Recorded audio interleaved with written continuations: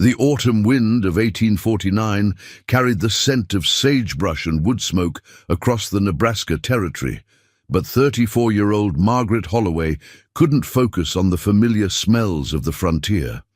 She pressed her weathered hands against the canvas wall of her covered wagon, listening to the sounds that would haunt her dreams for years to come, the desperate cries of newborn babies echoing through the thin October air, and the broken voice of wagon train captain Thomas Brennan as he made an announcement that would shock even the hardened pioneers of the Oregon Trail. $20 for the pair.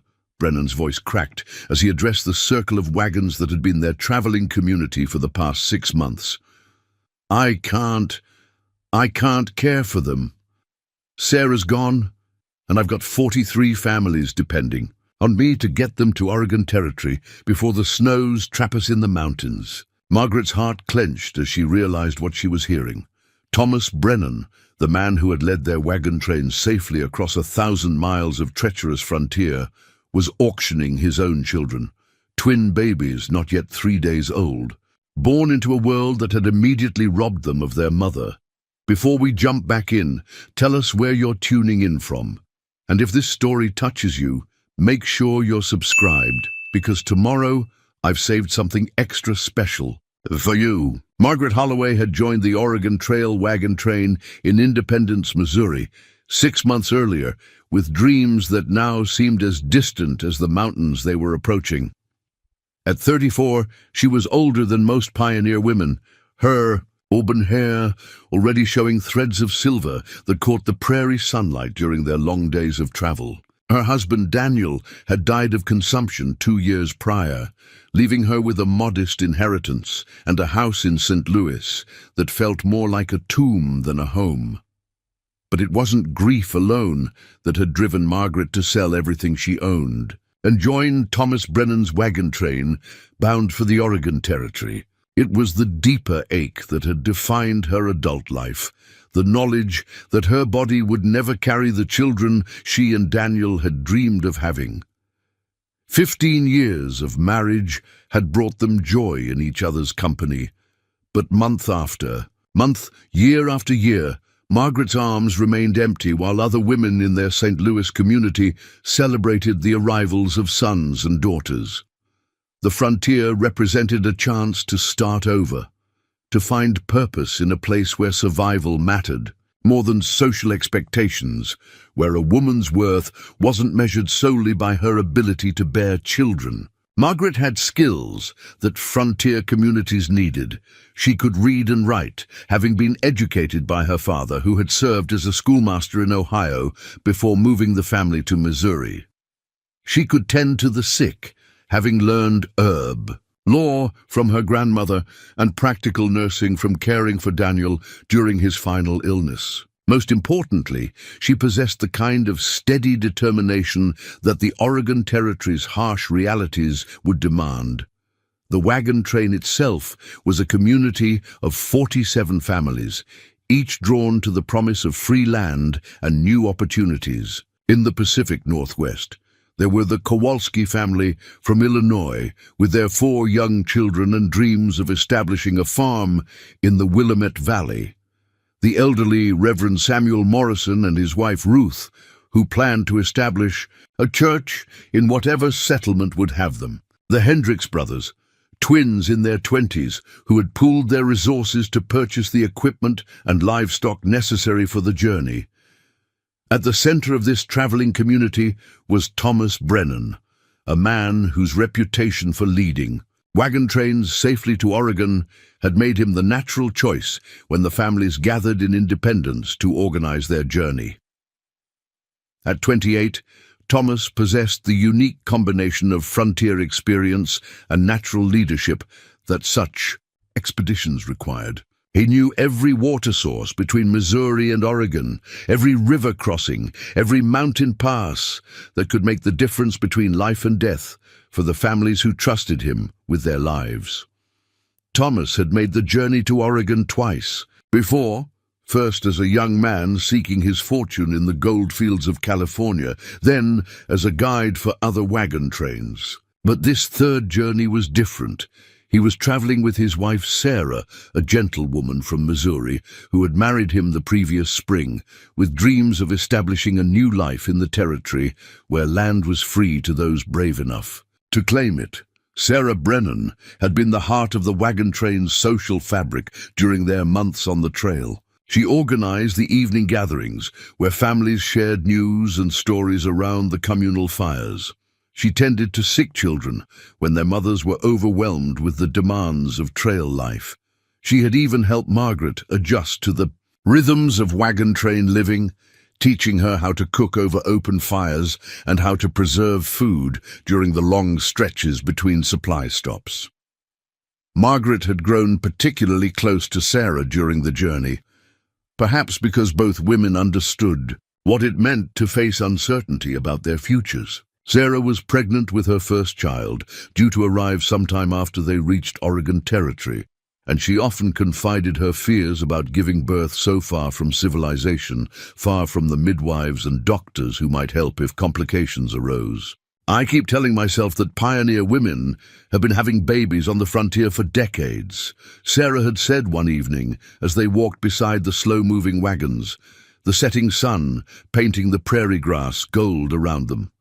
"But sometimes I wake up at night wondering what will happen if something goes wrong, if the baby comes early, or if I need help that Thomas can't provide." Margaret had offered what comfort she could, sharing the herb lore she'd learned from her grandmother and promising to assist with the birth when the time came. But privately, she shared Sarah's concerns. The frontier was unforgiving, especially to women and children. They had already passed too many graves marked with simple wooden crosses, reminders of the pioneers who had started the journey west but never completed it. The wagon train's daily routine had become as familiar as breathing. During their 6 months on the trail, they rose before dawn, breaking camp and hitching their oxen while the morning air was still cool enough to make the work bearable. The wagons rolled out in a predetermined order, with Thomas riding ahead to scout the trail and ensure they were following the safest route toward their destination. Margaret's wagon was positioned near the middle of the train, close enough to the families with children that she could help with medical emergencies or other crises that arose during the long days of travel. Her oxen, a steady pair named Buck and Bell, had proven reliable despite their advanced age, and her wagon carried not just her own possessions, but also medical supplies that she shared freely with other families. The landscape through which they traveled had changed dramatically during their months on the trail. The rolling hills and forests of Missouri had given way to the vast grasslands of Kansas and Nebraska, where the horizon seemed to stretch endlessly in all directions, and the sky dominated everything else. They had forded rivers that could sweep away wagons and livestock in a matter of minutes, crossed deserts where water was more precious than gold, and climbed mountain passes where a single misstep could send a wagon tumbling into the valleys below. But it was in the Nebraska Territory, with the Rocky Mountains visible as a blue line on the western horizon, that their traveling community faced its greatest test. Sarah Brennan had gone into labor during what should have been a routine day of travel, her cries of pain echoing across the prairie as Thomas frantically unhitched their wagon and tried to create some privacy for his wife's ordeal. Margaret had been among the first to respond to Thomas's desperate calls for help, bringing her medical supplies and what experience she had with difficult births. But even as she worked alongside the other women of the wagon train, she could see that something was terribly wrong. Sarah's labor was progressing too quickly, and there were complications that their frontier medical knowledge couldn't address. The twins, 2 boys, arrived just as the sun was setting on October 15th, their cries piercing the evening air as the wagon train's families gathered in anxious silence around the Brennan wagon. For a few moments, it seemed as though Sarah's fears had been unfounded, that she and Thomas would welcome their sons into the world and continue the journey to Oregon as a growing family. But Sarah's bleeding wouldn't stop, despite everything. Margaret and the other women tried, Pressure, elevation, herb tinctures that were supposed to help with hemorrhaging, Sarah's life slipped away even as she held her newborn sons for the first and last time. Her final words were whispered to Thomas, instructions about caring for the babies that she would never see grow up, requests that he find good homes for them if he couldn't manage alone. Thomas Brennan's grief was as vast as the prairie sky above. Them. He had lost not just his wife, but also his vision of their future together in Oregon Territory. The man who had confidently led 47 families across 1,000 miles of dangerous trail suddenly couldn't imagine how he would care for 2 infants while maintaining his responsibilities to the wagon train. The practical realities were overwhelming. Newborn twins required constant attention, feeding every few hours, diaper changes, comfort when they cried. Thomas had no experience with infant care, and the demands of leading the wagon train left him no time to learn. They were still weeks away from Oregon Territory, with difficult mountain passes ahead and the constant threat of early snow that could trap them in the wilderness. "I can't do both," he had said to Margaret and Reverend Morrison on the morning after Sarah's death, his voice hollow with exhaustion and grief. "I can't care for babies and get these families safely to Oregon. People are depending on me to make decisions that keep them alive.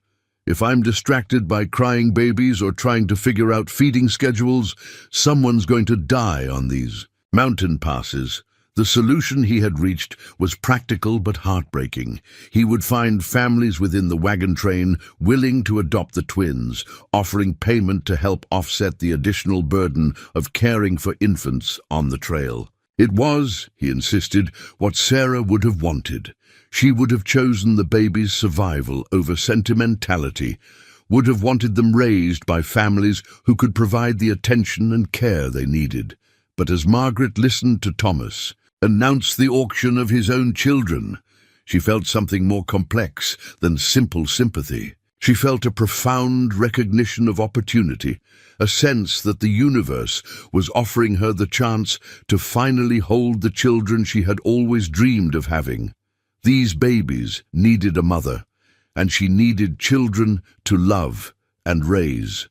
The transaction Thomas proposed was presented as a practical necessity, but for Margaret it represented the possibility of transforming her greatest sorrow into her greatest joy. The other families gathered around the communal fire that evening were not entirely surprised by Thomas's announcement. The practical demands of trail life often required difficult decisions, and they had all witnessed the impossibility of his situation. Some expressed sympathy for his loss and understanding of his dilemma.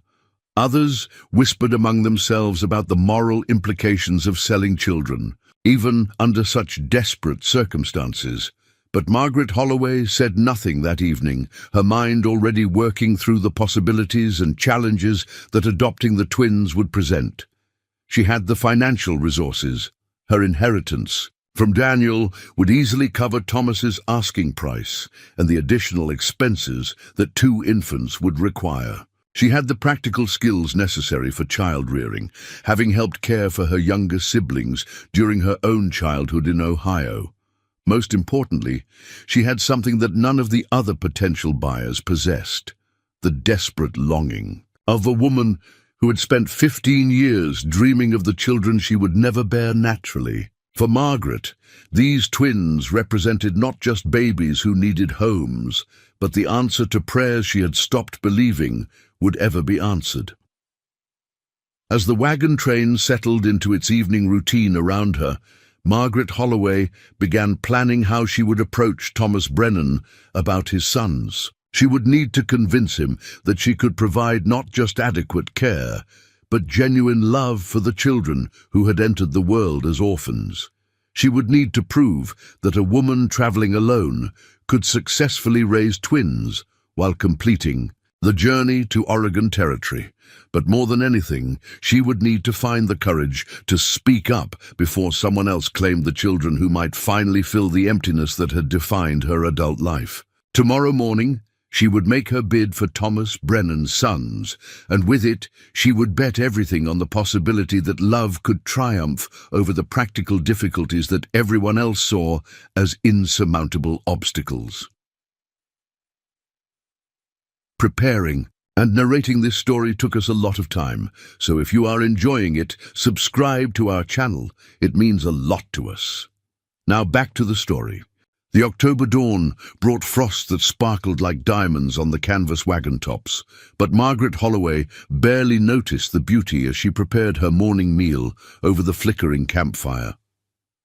Sleep had eluded her completely during the night, her mind churning with plans and possibilities as the twin babies' cries echoed periodically across the camp. Each wail seemed to pierce straight through her heart, a sound that spoke to every maternal instinct she had spent 15 years learning to suppress. Thomas Brennan had spent the night in the Kowalski wagon, having accepted their offer of temporary shelter while he figured out how to manage his impossible situation. The twins remained in his own wagon, tended by a rotation of women from the train who took turns feeding them with milk from the few dairy cows that had survived the journey thus far. But everyone knew this arrangement was temporary. The women had their own children and responsibilities, and the demands of caring for newborn twins while maintaining the grueling pace of trail life would quickly become unsustainable. Margaret could hear the hushed conversations taking place around other campfires as families discussed Thomas's announcement from the previous evening. The Hendricks brothers were debating whether their bachelor household could manage infant care alongside their plans to establish a cattle ranch in Oregon. Mrs. Eleanor Whitman, a widow traveling with her teenage daughter, was calculating whether her limited resources could stretch to feed 2 additional mouths. The Reverend Morrison and his wife Ruth were engaged in what appeared to be an intense theological discussion about the morality of purchasing children, even under such desperate circumstances. But it was the conversation taking place at the Campbell family's wagon that made Margaret's blood run cold with urgency. James Campbell, a successful merchant from Kentucky, was speaking in the confident tones of a man accustomed to getting what he wanted. $20 is nothing, Campbell was saying to his wife Adelaide as they prepared their breakfast. We can easily afford to take both boys, and they'll be useful hands on the farm once they're old enough to work. Good strong stock judging by Thomas's build, and Sarah came from hardy Missouri farming people. Adelaide Campbell nodded her agreement, though Margaret detected reluctance in her voice. The twins would give our Mary playmates close to her own age, she said, and you're right that we have the resources to provide for them properly. Margaret felt her heart sink as she realized the Campbell family represented exactly the kind of stable, prosperous household that Thomas would naturally favor for his sons. James Campbell owned one of the largest and best-equipped wagons in the train, pulled by a team of 6 oxen rather than the standard 4. His family traveled with servants and enough supplies to weather any crisis the trail might present. From a practical standpoint, they could offer the twins security and opportunity that Margaret, traveling alone with modest resources, could never match. But Margaret also knew things about the Campbell family that might not be immediately apparent to Thomas in his grief-stricken state. She had observed James Campbell's treatment of his hired hands during their months on the trail, the way he worked them from before dawn until after dark, the casual cruelty with which he spoke to anyone he considered beneath his social station. She had seen how he treated his own 8-year-old daughter Mary, demanding absolute obedience and showing little affection or patience for childhood mistakes. The Campbell household operated like a business enterprise rather than a family, with Adelaide managing domestic affairs with military efficiency, while James focused on expanding his wealth and influence. Taking in the twins would be, for them, an investment in future labor rather than an act of love. The boys would be fed and clothed and educated to be useful, but they would never know the kind of unconditional maternal love that Margaret ached to provide. As the morning progressed and the wagon train prepared for another day's travel, Margaret noticed other developments that increased her sense of urgency.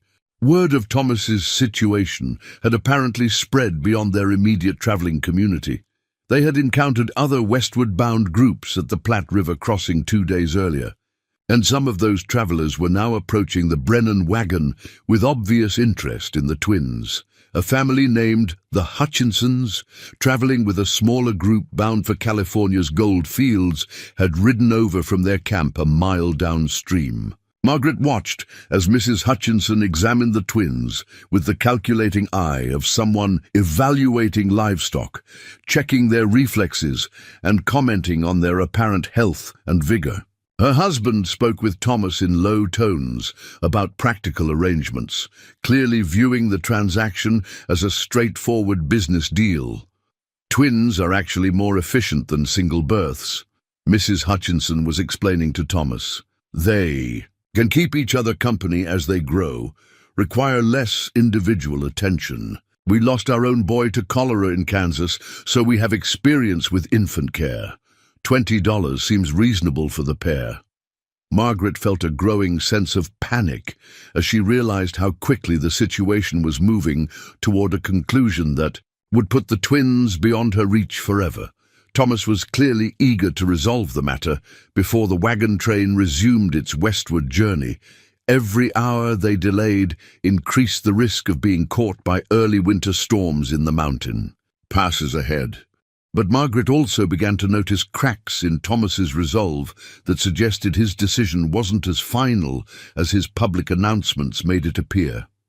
She observed him standing beside his wagon in the early morning light, staring down at the sleeping twins with an expression of profound anguish. When one of the babies stirred and made soft noises, Thomas's hand moved instinctively toward them before he caught himself and stepped back, as if physical contact would make his planned separation even more unbearable.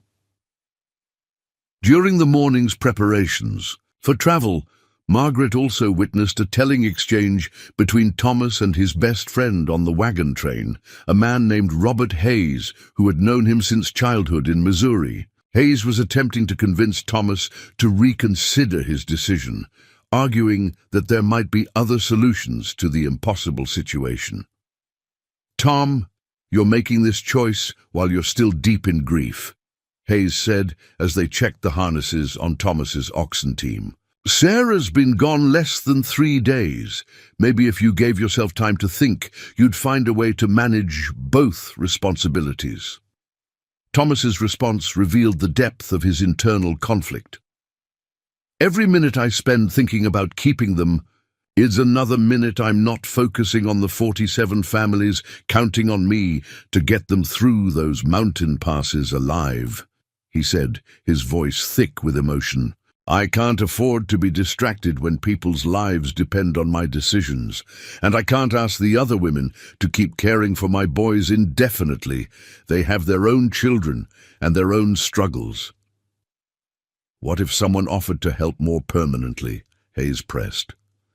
"What if one of the women on the train wanted to take responsibility for the twins without payment, out of genuine care rather than business arrangement?" Thomas was quiet for a long moment, his hands working automatically with the leather straps and metal buckles that secured the oxen's harnesses. "I suppose I'd have to consider what was truly best for the boys," he finally said. "But it would have to be someone I trusted completely, someone I knew would love them as their own and give them the kind of life Sarah wanted for them." Margaret felt her heart racing as she overheard this conversation from her position near her own wagon. Thomas was clearly not as committed to the auction as he appeared publicly. He was a grieving father, desperate for alternatives, willing to consider options that prioritized his son's welfare over financial compensation. If she could convince him that she offered genuine love rather than business transaction, she might still have a chance to claim the children who had already captured her heart.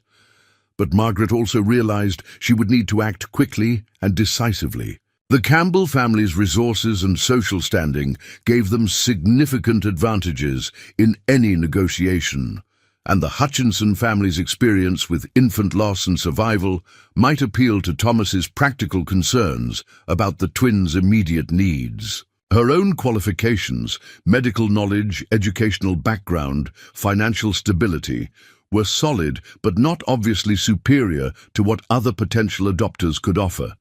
The key, Margaret realized, would be demonstrating her emotional connection to the twins and her understanding of what Thomas was experiencing as a grieving father. She had cared for Daniel through his final illness, had experienced the helplessness of watching someone she loved slip away despite her best efforts to save them. She understood the particular anguish of being forced to make impossible choices when grief made clear thinking nearly impossible. As the wagon train completed its morning preparations and began forming up for another day's westward travel, Margaret made her decision.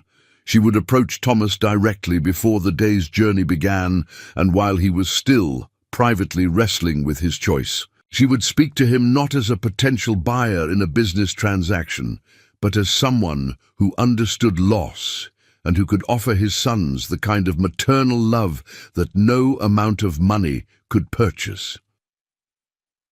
Margaret gathered her courage and walked toward the Brennan wagon, where Thomas was making final adjustments to his equipment while the twins slept in a makeshift cradle that Sarah had sewn during the early months of their journey. The sight of that carefully crafted baby bed, with its delicate embroidered flowers and tiny quilted blankets, almost brought tears to Margaret's eyes as she realized how much hope and love Sarah had invested in preparing for children she would never see grow up. "Thomas," Margaret called softly, not wanting to wake the sleeping babies. "Could I speak with you for a moment before we begin today's travel?"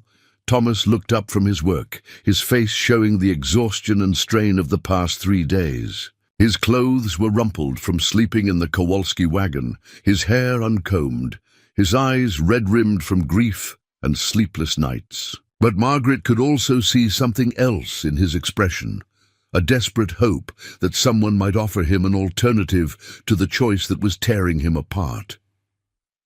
"Of course, Margaret," Thomas replied, setting down the leather strap he had been adjusting. "I've been meaning to thank you for all your help with Sarah during the birth. You did everything anyone could have done." Margaret felt her throat tighten at the mention of Sarah's final hours, but she forced herself to focus on the conversation that would determine the twins' future. "Thomas, I want to talk to you about the boys," she said gently. "I know you're planning to find families to adopt them, but I want you to consider another possibility." Thomas's attention sharpened, and Margaret could see both hope and wariness in his expression. "What kind of possibility?" he asked. Margaret took a deep breath, knowing that her next words would either open the door to the future she dreamed of or close it forever. "I want to adopt them myself," she said simply. "Both boys.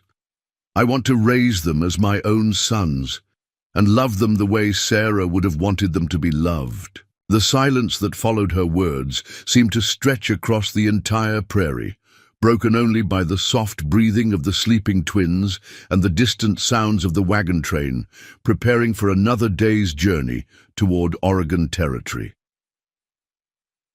Thomas. Brennan's weathered hands stilled completely on the wagon's wooden sideboard as Margaret's words hung in the crisp morning air between them. For a moment, the only sounds were the distant lowing of cattle and the familiar creaking of leather and wood as other families completed their preparations for the day's journey.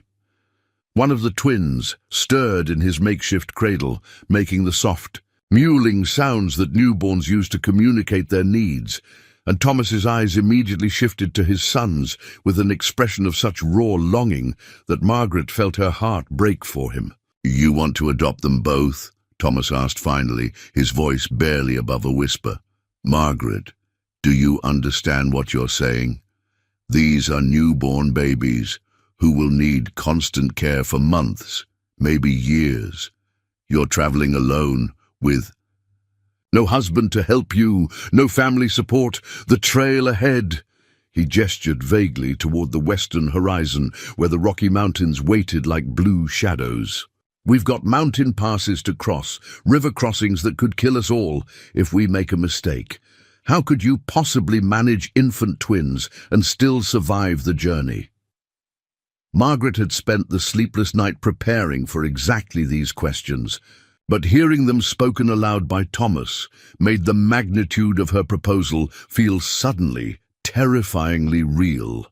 She was asking to take responsibility for two helpless human beings while navigating some of the most dangerous terrain in North America, with winter approaching and no guarantee that any of them would survive to see Oregon territory. "I've been thinking about nothing else since yesterday evening," Margaret replied, her voice steadier than she felt.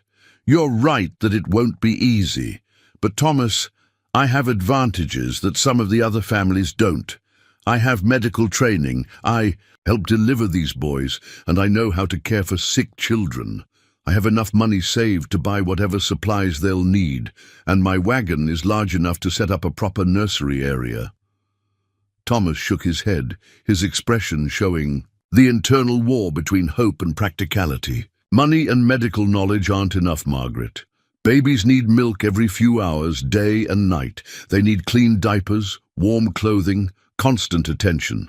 When they're sick or crying, you can't just set them aside to deal with wagon repairs, or river crossings, or the 100 other emergencies that happen on the trail. Then I'll adapt," Margaret said simply.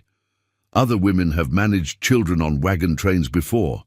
Mrs. Kowalski has 4 little ones, and the Patterson family brought their baby daughter. If they can do it with their own families to manage, I can do it with just the twins to focus on."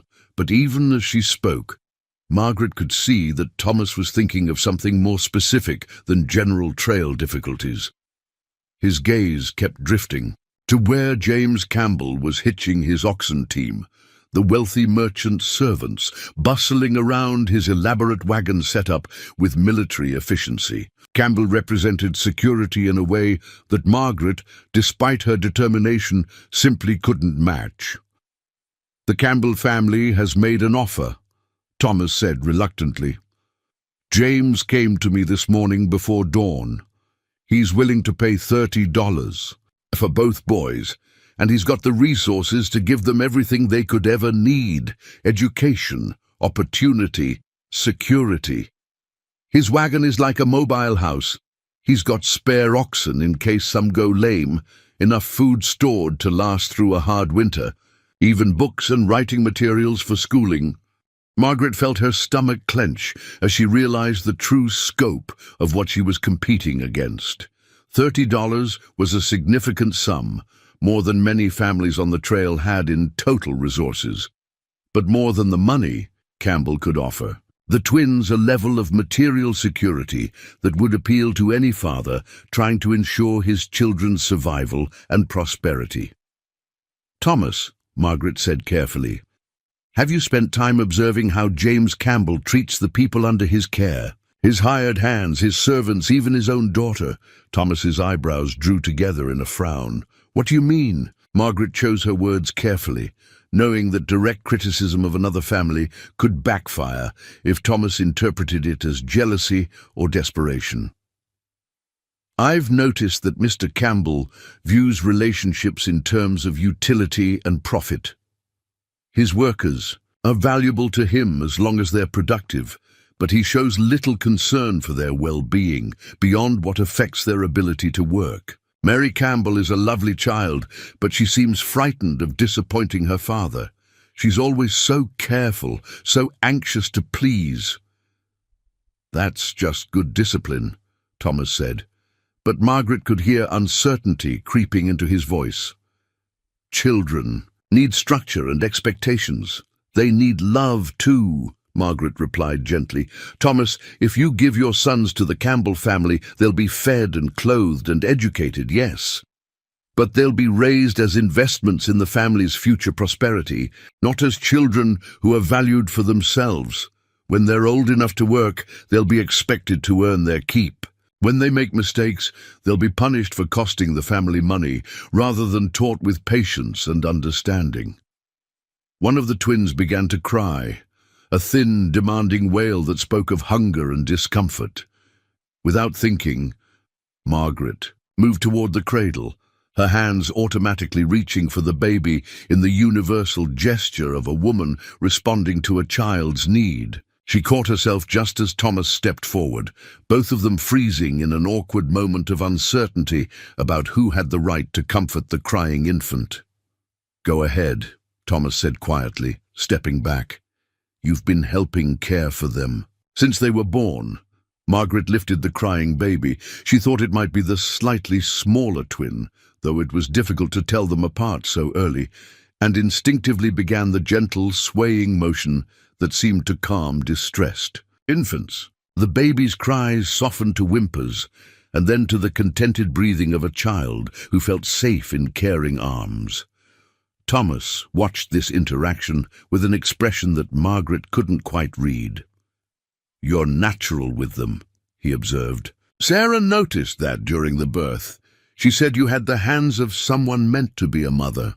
The mention of Sarah's words brought fresh tears to Margaret's eyes, but also a surge of determination.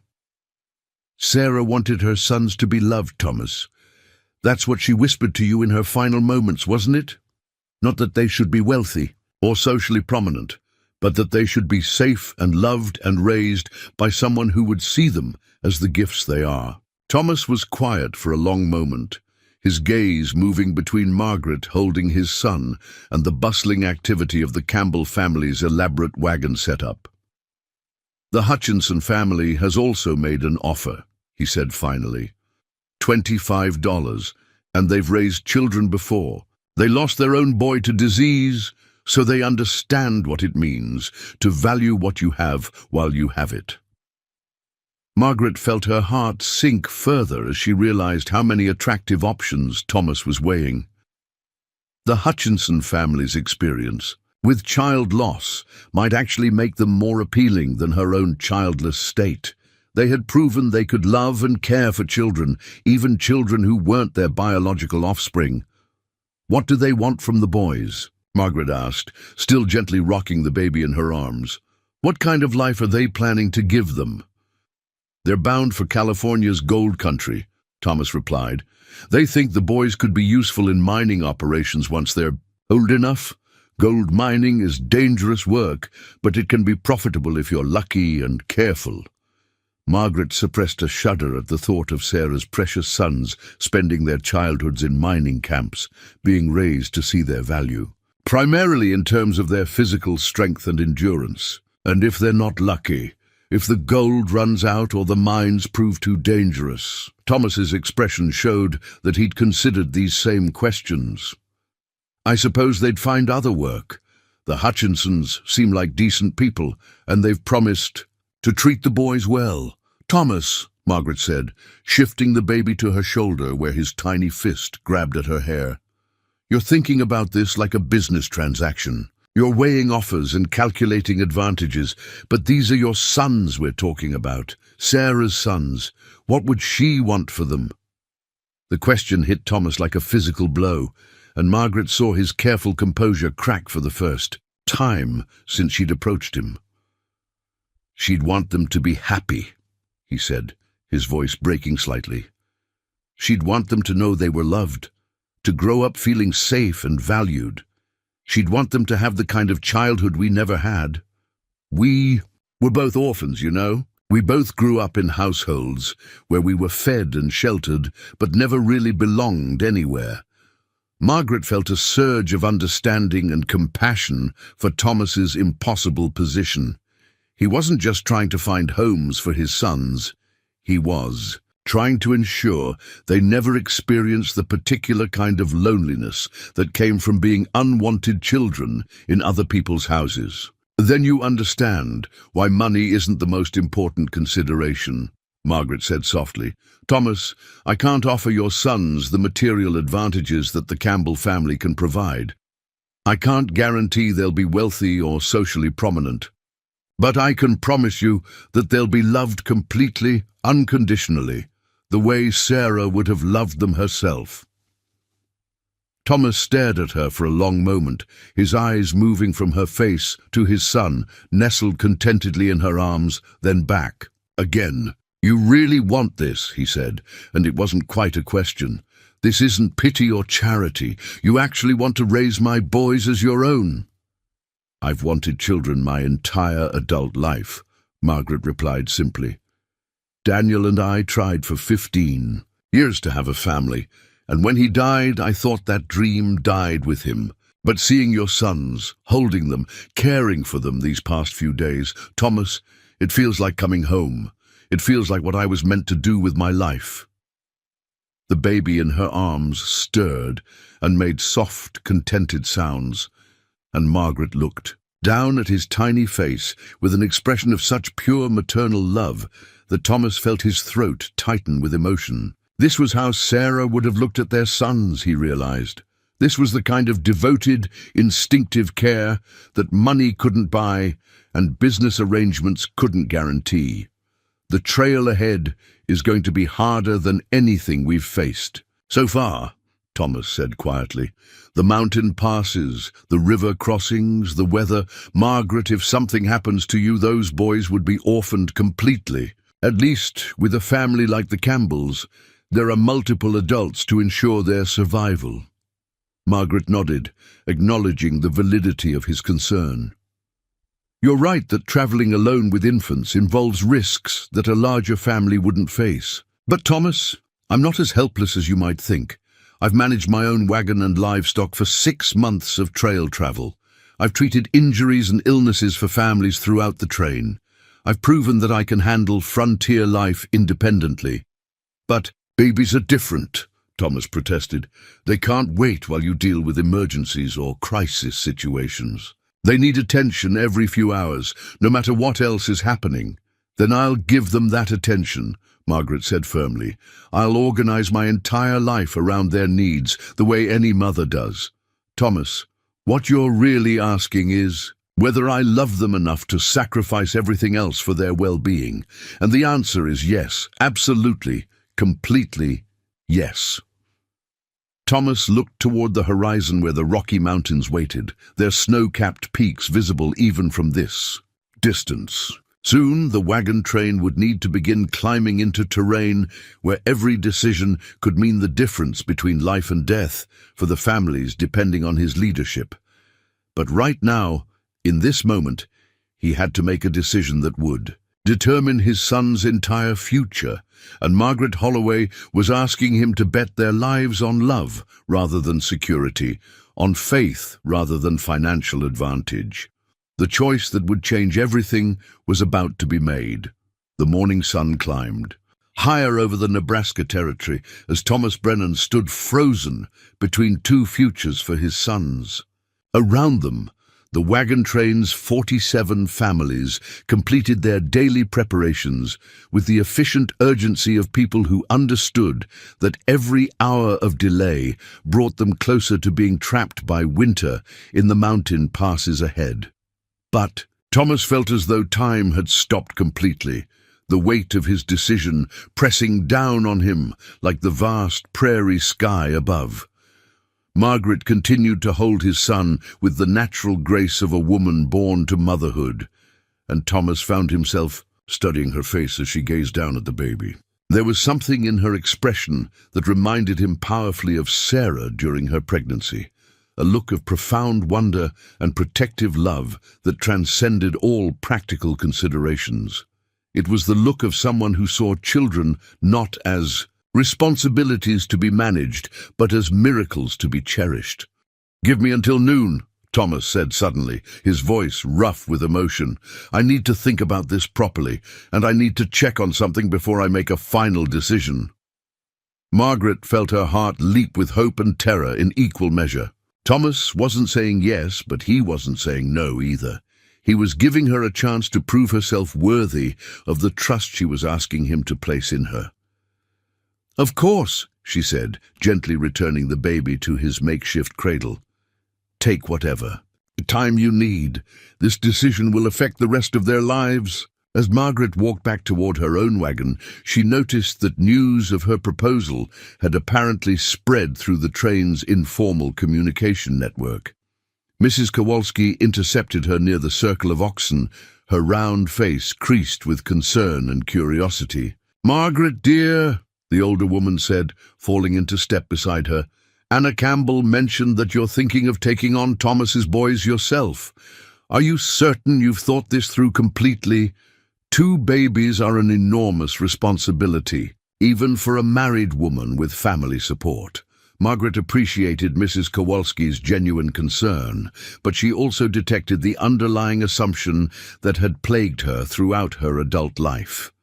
The belief that a childless woman couldn't possibly understand what child-rearing actually involved.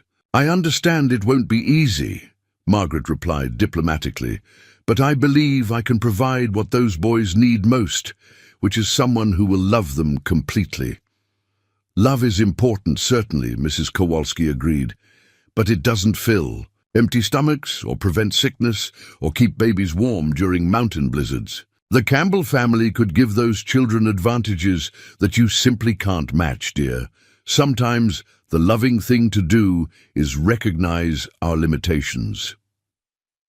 The conversation was interrupted by the arrival of James Campbell himself, his expensive boots crunching through the frost-covered grass as he approached Margaret with the confident stride of a man accustomed to getting what he wanted. His presence immediately changed the dynamic of the discussion, and Mrs. Kowalski stepped back with the deference that Campbell's wealth and social status commanded, even in the supposedly egalitarian environment of the wagon train.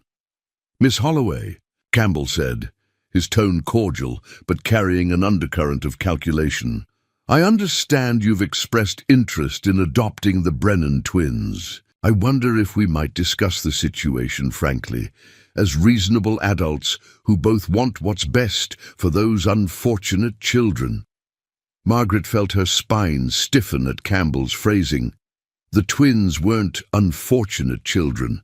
They were precious babies who had lost their mother, and the distinction mattered enormously in terms of how they would be viewed and treated throughout their childhood. "Certainly, Mr. Campbell," she replied carefully, "though I'm not sure what there is to discuss. Thomas will make whatever decision he feels is best for his sons."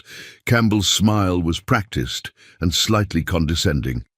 "Indeed he will, and as a practical man facing enormous challenges, I'm confident he'll recognize the advantages my family can offer.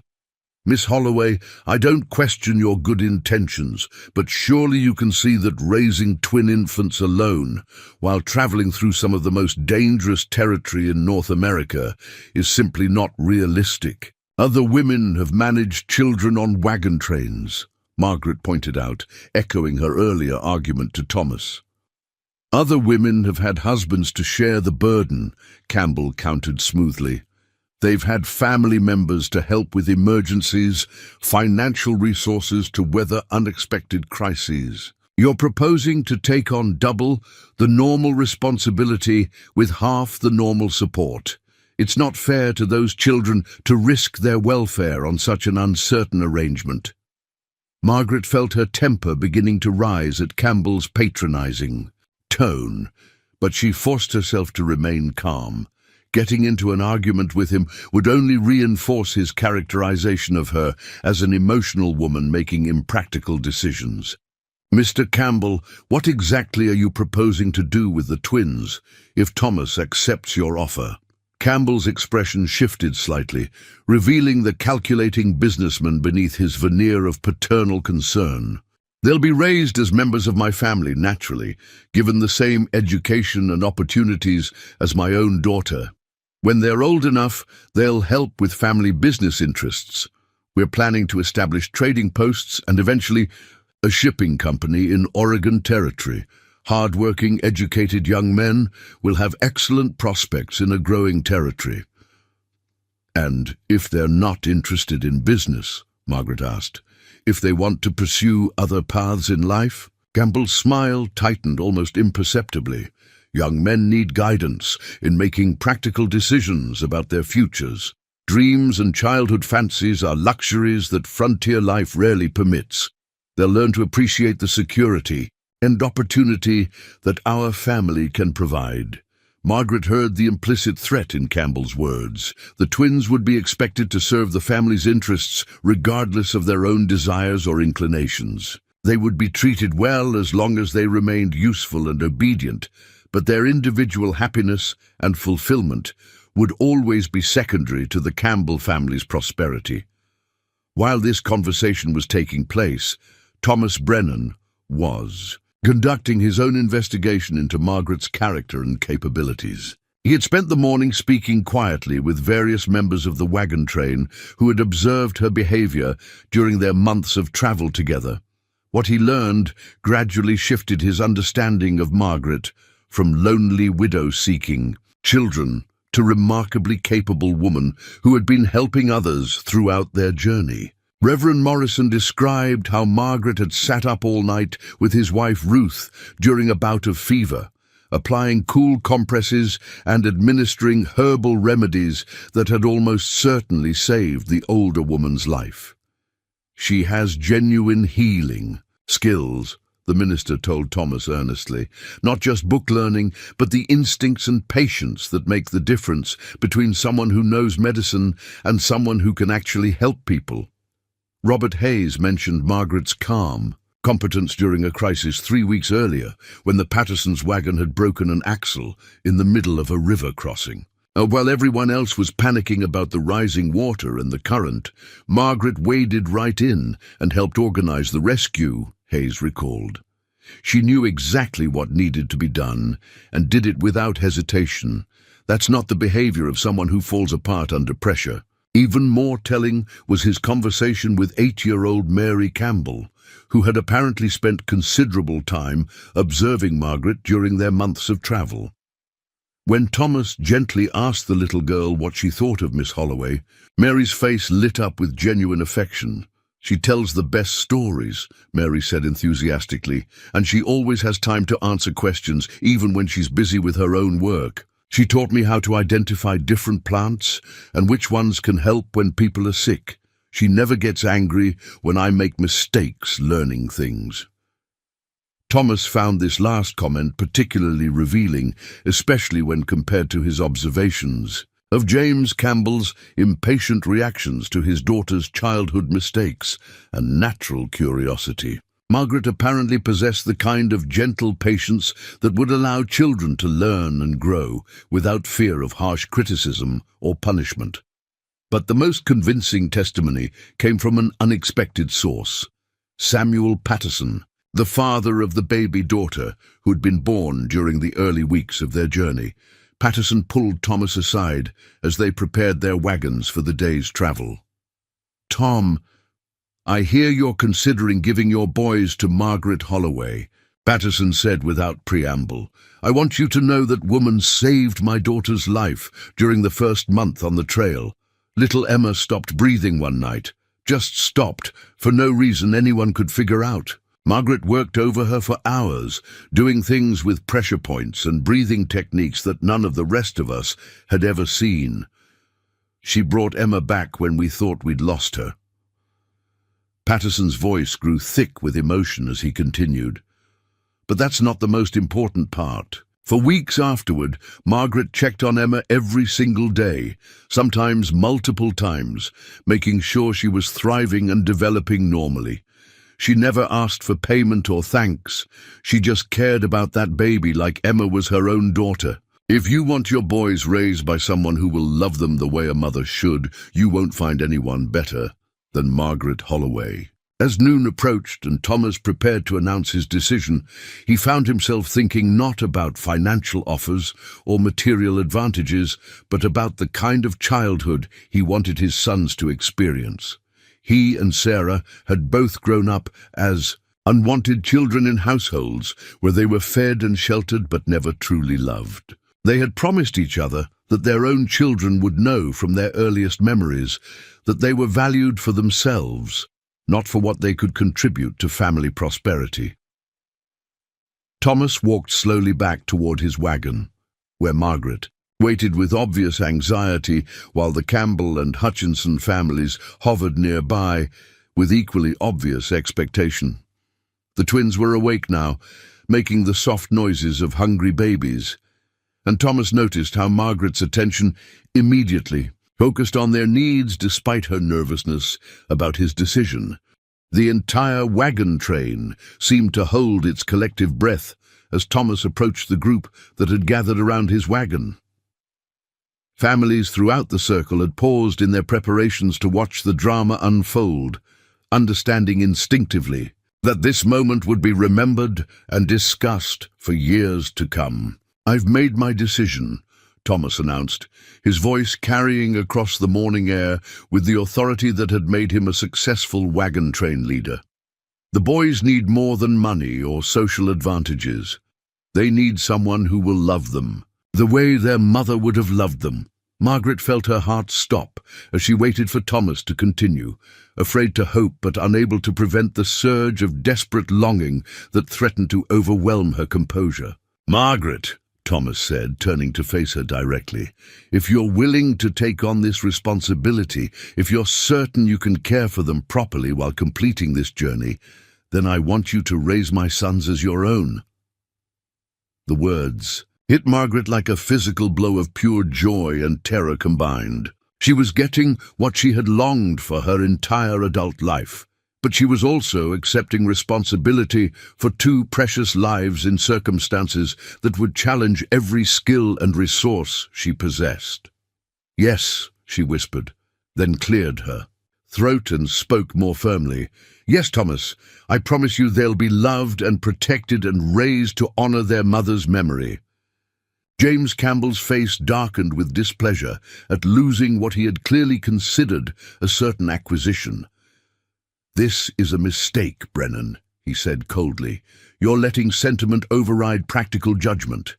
When that woman can't manage twin infants and her own survival in the mountains, don't expect the rest of us to rescue her."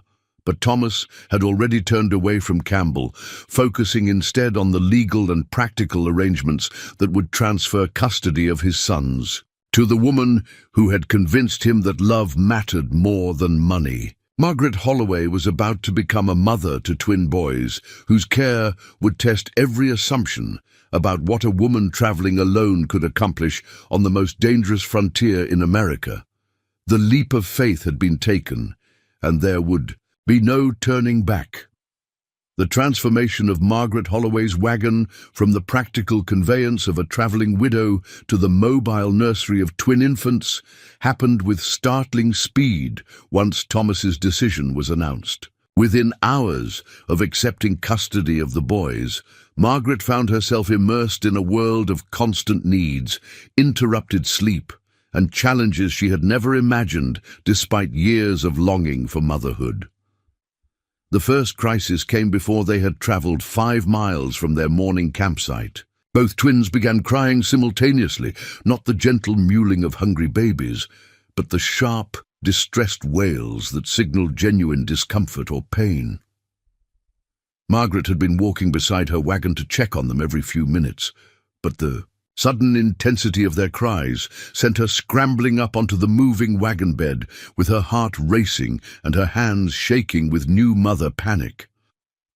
"What's wrong?" she whispered to the crying infants, her voice barely audible over their distress. "What do you need?" The practical reality of caring for newborns while maintaining the pace of a wagon train immediately became apparent. Margaret couldn't simply stop her oxen team to tend to the babies. The train moved as a unit, and individual wagons that fell behind risked being separated from the group's protection. She had to diagnose and solve whatever was troubling the twins, while her wagon continued bouncing and swaying over the rough prairie trail.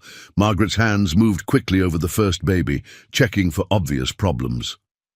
His diaper was dry, he showed no signs of fever, and he had been fed just an hour earlier. The second twin exhibited the same symptoms, distressed crying without apparent cause. It was Mrs. Patterson, riding alongside Margaret's wagon on horseback, who provided the solution. "Check their blankets for loose threads or pins," Mrs. Patterson called out over the noise. "Sometimes tiny things that adults barely notice can be torture for babies with sensitive skin." Margaret frantically examined the carefully crafted blankets that Sarah had sewn during the early months of pregnancy. In the corner of one twin's blanket, she found exactly what Mrs. Patterson had suspected: a loose thread that had worked its way around the baby's tiny toe, cutting off circulation and causing genuine pain. The thread was so fine that Margaret almost missed it, but once she carefully unwound it, the baby's cries immediately subsided to normal fussing. The second twin's problem proved more challenging to identify. His crying continued even after Margaret had thoroughly checked for physical irritants, and she began to worry that he might be developing one of the serious illnesses that could kill frontier infants within hours. It was only when she noticed that his cries intensified whenever the wagon hit a particularly rough patch of trail that she realized the problem. The makeshift cradle that Thomas had hastily constructed was not providing adequate cushioning against the constant jolting of travel. Margaret spent the next hour reorganizing the interior of her wagon while it continued moving, creating a more stable and comfortable sleeping area for the twins, using her own bedding and personal belongings as padding. The work was exhausting and frustrating, requiring her to solve complex logistical problems while maintaining her balance in a swaying wagon and keeping one eye on her oxen team to ensure they stayed with the train. By the time the wagon train stopped for its midday rest, Margaret was already discovering how dramatically her life had changed. Instead of the relatively leisurely break she had previously enjoyed, time to rest, eat a proper meal, and socialize with other families, she found herself immediately occupied with feeding, cleaning, and comforting two demanding infants who seemed to take turns needing attention. The feeding process alone proved more complicated than Margaret had anticipated. The twins were too young for solid food, requiring milk that had to be obtained from the wagon train's few dairy cows and carefully measured to ensure each baby received adequate nutrition. But cow's milk wasn't identical to human breast milk, and Margaret had to experiment with dilution and temperature to find a mixture that the babies could digest without developing stomach problems. Thomas approached Margaret's wagon during the midday stop, his expression showing both concern and guilt as he observed her frantic efforts to manage the twins' needs. "How are they doing?" he asked, though his voice suggested he could already see that the morning had been challenging. "They're healthy," Margaret replied, not looking up from the complex process of warming milk over her small campfire while simultaneously changing one twin's diaper with her free hand. "Just adjusting to their new circumstances, I think. Everything is strange for them. New smells, new sounds, new hands caring for them." Thomas watched silently as Margaret juggled multiple tasks, with the desperate efficiency of someone learning crucial skills under pressure. "Margaret, are you sure you can manage this? It's not too late to reconsider. The Campbell family would still—" "Thomas, no!" Margaret interrupted firmly, finally meeting his eyes. "I asked for this responsibility, and I'm not going to abandon it at the first sign of difficulty. These boys are my sons now, and I'm going to learn whatever I need to learn to care for them properly." But privately, Margaret was beginning to understand the magnitude of what she had undertaken. The romantic vision she had harbored of gentle motherhood, rocking babies to sleep beside a campfire, teaching them about the world as they traveled toward their new home, bore little resemblance to the exhausting reality of constant vigilance and problem-solving that actual infant care required. The afternoon's travel brought new challenges that tested Margaret's determination and resourcefulness. One of her oxen Belle, began showing signs of lameness that threatened to slow her wagon's pace and potentially separate her from the protection of the group. Under normal circumstances, Margaret would have dismounted to examine the animal and make whatever adjustments were necessary. But leaving the twins unattended in a moving wagon was not an option, and stopping the entire train for her personal problems would have been unconscionable. It was Robert Hayes who provided the solution, riding back from his position near the front of the train when he noticed Margaret's wagon beginning to lag. "What's the problem?" he called out as he approached. "Belle's favoring her right front hoof," Margaret replied, grateful for any assistance. "I think she might have picked up a stone, but I can't leave the babies to check on her." Hayes immediately dismounted and jogged alongside Margaret's wagon, examining the limping ox with the practiced eye of someone who had dealt with similar problems countless times during his years of frontier travel. "Definitely a stone," he confirmed, then moved to the front of the wagon team. "Hold up there, Buck," he said gently to the lead ox, bringing the wagon to a temporary halt. The stone removal took only a few minutes, but during that brief stop, both twins began crying again, apparently disturbed by the change in the wagon's motion that had become their new normal. Margaret found herself trying to comfort two distressed babies while monitoring Hayes's work on her ox and keeping track of the main wagon train's progress ahead of them. "This is going to keep happening," Hayes said quietly as they resumed travel. "Trail problems that require your full attention, just when the babies need care. You might want to think about arranging some kind of partnership with another family, someone who could help with emergencies like this." Margaret nodded gratefully for the advice, but she also realized that finding such assistance might prove more difficult than Hayes suggested. Most families were already stretched thin, managing their own challenges, and taking on responsibility for someone else's infant twins represented a significant additional burden that few would willingly accept. The evening brought Margaret's first real test of managing the twins' needs while maintaining her own survival preparations. Setting up camp, which had previously been a straightforward process of unhitching oxen, starting a fire, and preparing dinner, became a complex juggling act that required constant attention to crying babies who seemed to sense that their caregiver was distracted. Margaret's first attempt at preparing dinner while caring for the twins resulted in burned cornbread and weak coffee that barely qualified as drinkable. The baby's feeding schedule didn't align with her own meal times, and she found herself eating cold food with one hand while holding a feeding bottle with the other. The simple act of obtaining milk from the communal herd became complicated by the need to either carry both infants with her or leave them unattended in the wagon. Neither option felt safe or practical.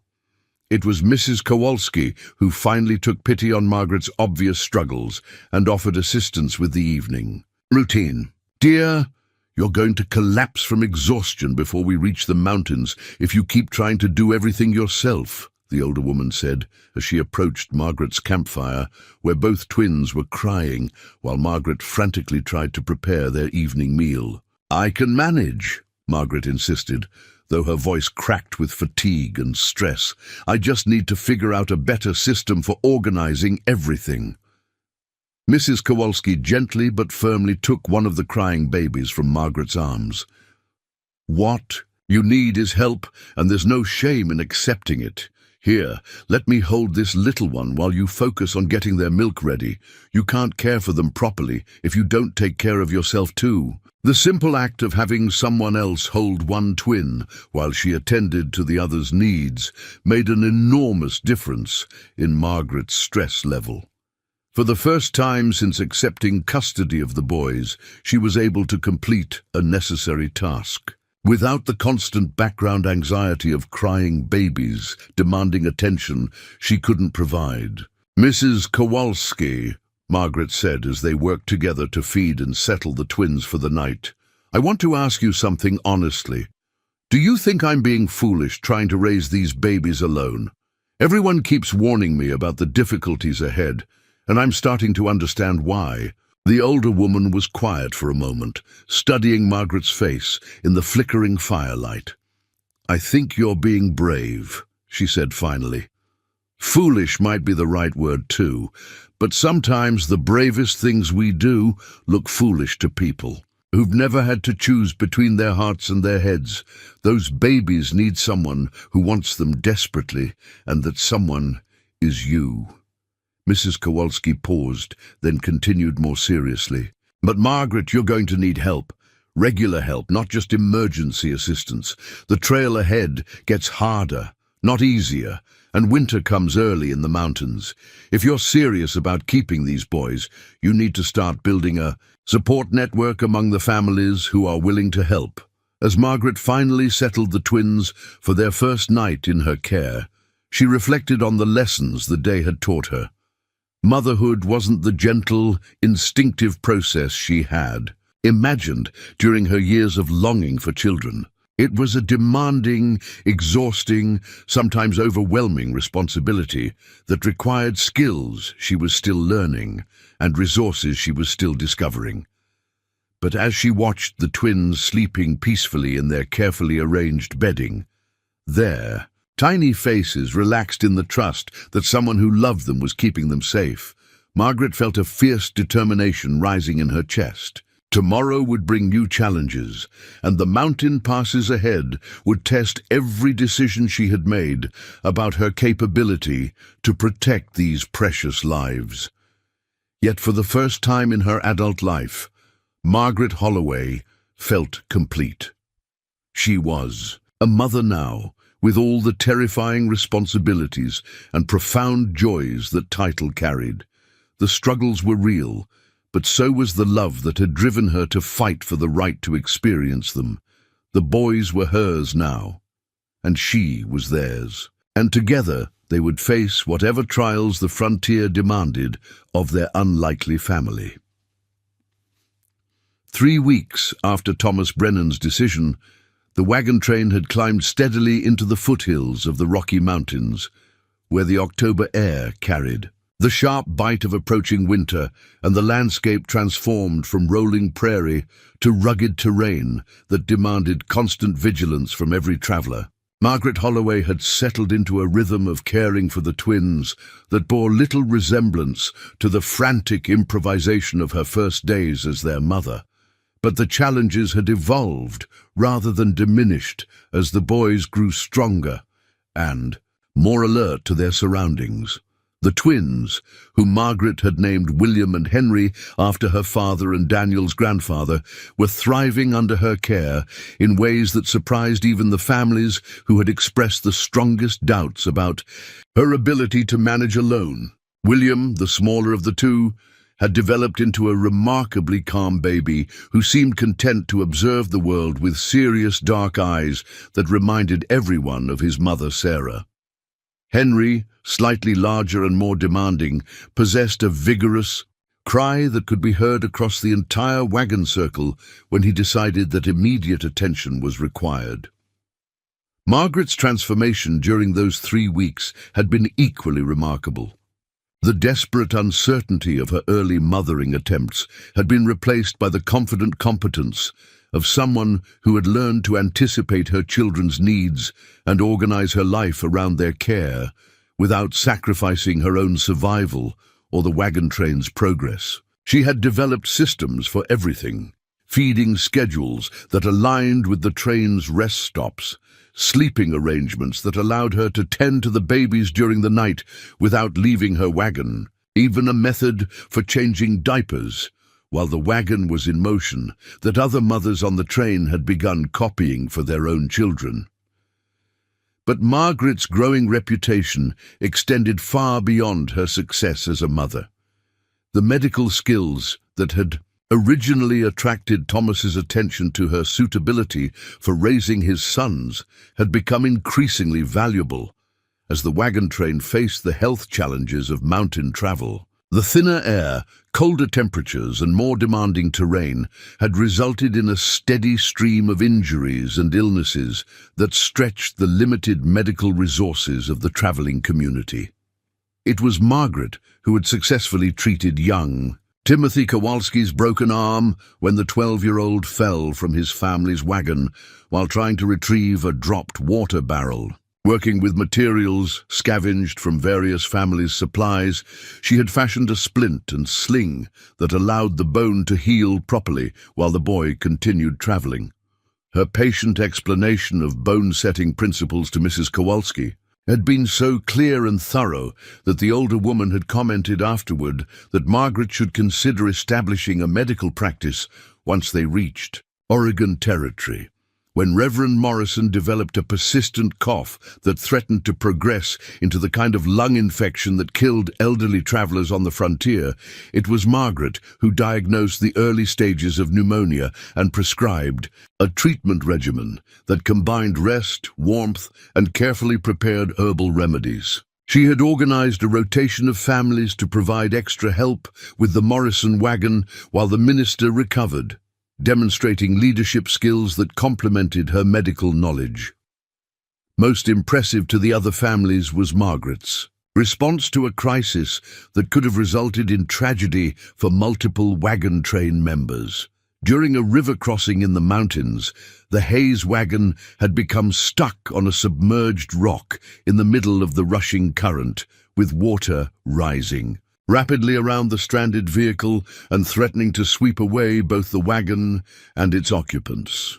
While most of the men focused on the immediate rescue effort, Margaret had quickly assessed the broader situation and realized that the delay was creating a dangerous backup of wagons on the riverbank. If the crossing wasn't completed quickly, several families would be forced to attempt the passage in darkness, significantly increasing the risk of additional accidents. "Mrs. Patterson, Mrs. Kowalski," Margaret had called out, while simultaneously nursing Henry and organizing her own wagon's gear. "We need to get the remaining wagons across immediately while there's still daylight. Can you help coordinate the crossing order while the men work on freeing the Hayes wagon?"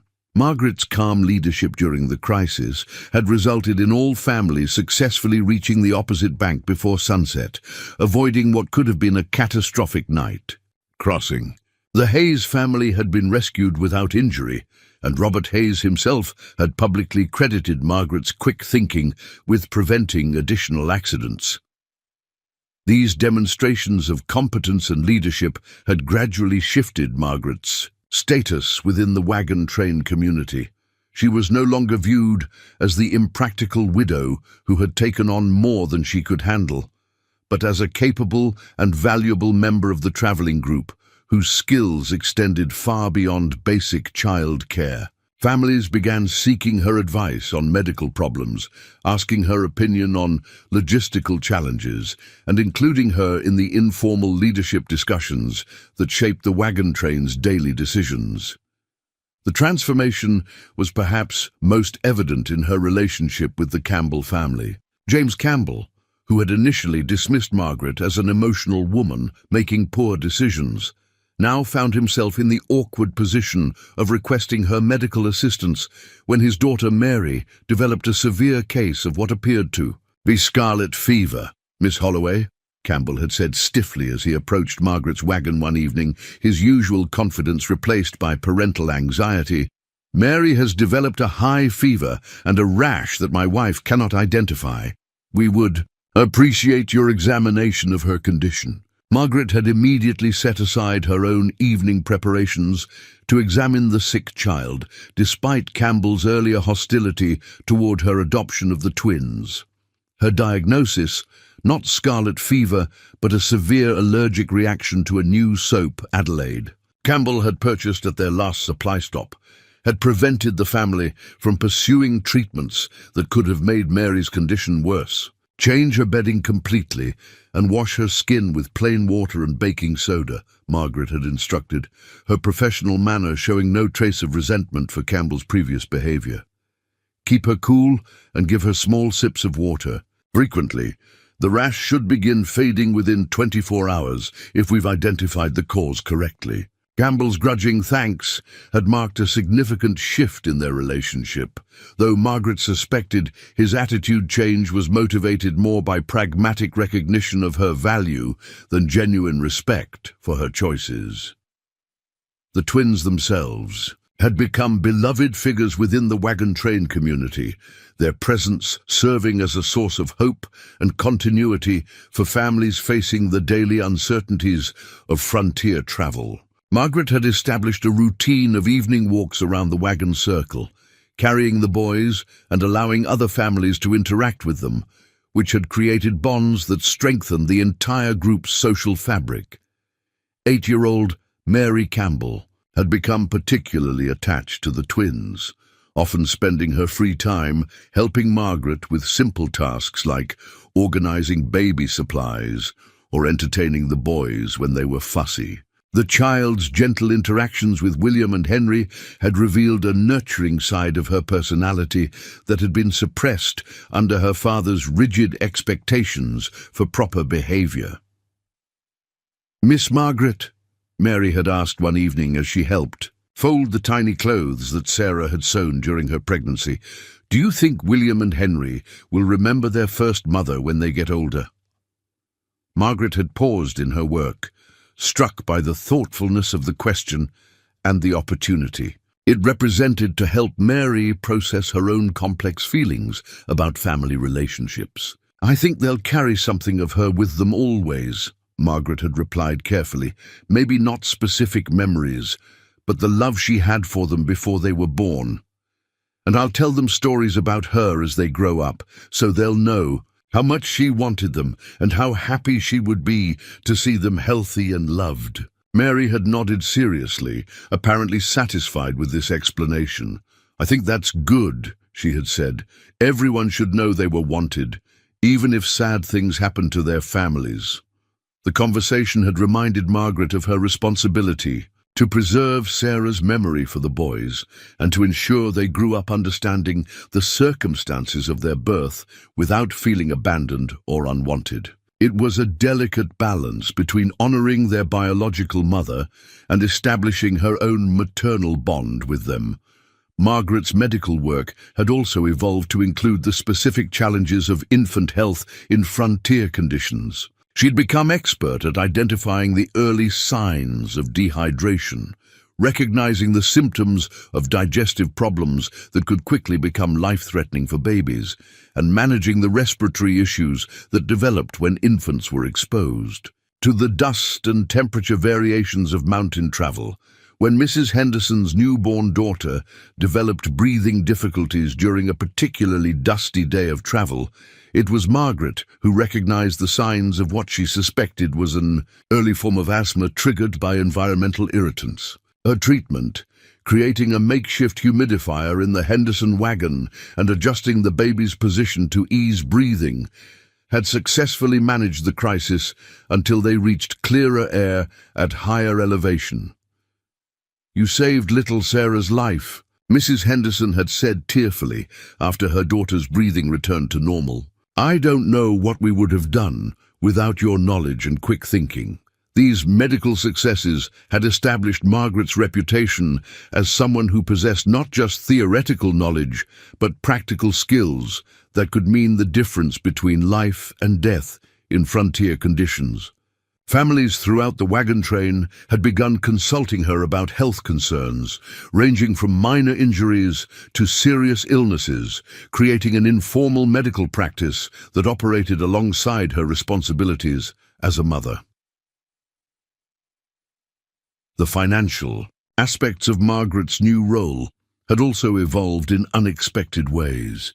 While she had originally planned to use her inheritance primarily for basic survival expenses and the costs of raising the twins, her medical work had generated a modest but steady income as grateful families insisted on compensating her for her services. The additional resources had allowed her to purchase better quality supplies for the boys and to contribute more substantially to the Wagon train's communal expenses. More importantly, Margaret's growing reputation as both a skilled healer and capable mother had begun attracting attention from people outside their immediate traveling group. When they encountered other westward-bound wagon trains at river crossings or supply stops, word of Margaret's abilities often preceded them, resulting in requests for medical consultations that further enhanced her standing within the broader community of Oregon Trail travelers. As November approached and the wagon train climbed higher into the Rocky Mountains, Margaret reflected on how dramatically her life had changed since that morning when Thomas had announced his intention to auction his sons. She had gained not just the children she had always longed for, but also a sense of purpose and competence that extended far beyond motherhood. The scared, lonely widow who had joined the wagon train in Missouri had evolved into a confident professional, whose skills were valued and whose judgment was trusted by the families around her. But Margaret also understood that her greatest challenges still lay ahead. The mountain passes that would take them into Oregon territory were notoriously dangerous, especially for families traveling with young children. Winter weather could arrive without warning, trapping unprepared travelers in conditions that could kill them within hours. The boys were still vulnerable infants, whose survival would depend on her ability to protect them from dangers that experienced frontier families had learned to fear. Yet as Margaret prepared for sleep that night, listening to the quiet breathing of William and Henry in their carefully arranged bedding, she felt more confident about facing those challenges than she had ever felt about anything in her life. She had proven to herself and to the wagon train community that love could indeed triumph over practical disadvantages, that determination could overcome inexperience, and that the seemingly impossible could become not just possible, but successful, beyond anyone's expectations. Tomorrow would bring them closer to the most dangerous portion of their journey, but it would also bring them closer to the new life waiting for them in Oregon territory. Margaret Holloway had become everything she had dreamed of being: a mother, a healer, and a woman whose value was measured by her contributions rather than her limitations. The blizzard struck without warning on November 12th, transforming the Rocky Mountain Pass from a challenging but navigable route into a deadly trap that threatened the survival of every person in Thomas Brennan's wagon train. Margaret Holloway woke to the sound of wind howling like a living thing around her canvas wagon cover and the ominous weight of snow already accumulating on the fabric above her head. Beside her, in their carefully insulated cradle, William and Henry slept peacefully, unaware that they were facing the most dangerous circumstances of their young lives. Margaret had experienced frontier winters before, but nothing had prepared her for the brutal intensity of a high-altitude mountain storm. The temperature had plummeted overnight from merely cold to the kind of bone-deep freezing that could kill exposed travelers within hours. Worse, the snow was falling so heavily that visibility had been reduced to mere yards, making it impossible to see other wagons in their circle and eliminating any hope of continuing their descent toward the relative safety of lower elevations. The crisis began almost immediately when Margaret attempted to check on her oxen team. Buck and Belle, the steady animals who had carried her family safely across 1,000 miles of frontier, were showing signs of severe distress from the cold. Ice had formed around their nostrils, making breathing difficult, and their usual calm demeanor had been replaced by the restless anxiety of creatures sensing mortal danger. Margaret's attempts to provide additional shelter for the animals were hampered by the twins' needs. They had awakened hungry and cold, requiring immediate attention that she couldn't postpone even to address the livestock crisis. For the first time since adopting the boys, Margaret found herself facing a genuine conflict between their survival and her own, understanding with crystalline clarity that she might have to choose between protecting her children and maintaining the resources they all needed to complete their journey. The sound of shouting voices from other parts of the wagon circle indicated that similar crises were developing throughout the train. Margaret could hear Thomas Brennan's voice calling out orders as he moved between families, assessing their situations and trying to coordinate a response to the emergency. But even Thomas's experienced leadership was being tested by conditions that exceeded anything in his previous frontier experience. It was James Campbell who brought the most devastating news, his expensive boots crunching through the rapidly deepening snow as he approached Margaret's wagon with his face grim and his usual confidence replaced by barely controlled panic. "Miss Holloway," Campbell called out over the wind, "we need to discuss the situation frankly. Several families are in immediate danger of losing their livestock to this storm. Without oxen teams, we'll have multiple wagons that can't continue the journey once this weather clears." Margaret bundled William and Henry more tightly in their blankets before stepping outside to face Campbell directly. The cold hit her like a physical blow, and she understood immediately why he looked so frightened. This wasn't just bad weather, it was the kind of storm that had trapped and killed entire wagon trains in previous years. "What are you suggesting?" Margaret asked, though she suspected she already knew where Campbell's thinking was leading. Campbell's response confirmed her worst fears. "The families with the best chance of survival need to pool our resources and livestock. Some wagons will have to be abandoned, along with anyone who can't contribute to the group's overall survival prospects. It's harsh, but it's the reality of our situation." Margaret felt ice forming in her stomach that had nothing to do with the temperature. Campbell was proposing exactly the kind of brutal triage that had always terrified frontier families, the deliberate abandonment of vulnerable members whose rescue would jeopardize everyone else's survival. As a single woman with infant twins, Margaret represented precisely the kind of burden that Campbell believed should be sacrificed for the greater good. "You're talking about leaving people to die," Margaret said flatly, her voice cutting through the wind with a clarity that made Campbell step back slightly. "I'm talking about making the hard choices that will keep the maximum number of people alive," Campbell replied, his tone defensive but determined. "Your situation, with 2 babies requiring constant care and attention, makes you a liability in circumstances like these. The resources needed to keep your family alive could save multiple other families instead." The confrontation that Margaret had sensed building for months was finally happening, but under circumstances far more dire than she had ever imagined. Campbell wasn't just questioning her right to raise the twins. He was arguing for her abandonment in conditions that would mean certain death for all 3 of them. "James Campbell," Margaret said, her voice gaining strength despite the howling. "Wind, I've spent the last month proving my value to this wagon train. I've treated injuries, prevented disasters, and contributed more to our collective survival than most families twice my size. If you think I'm going to accept abandonment based on your cowardly calculations, you're badly mistaken." Campbell's face flushed with anger at being called a coward, but before he could respond, other voices joined the conversation.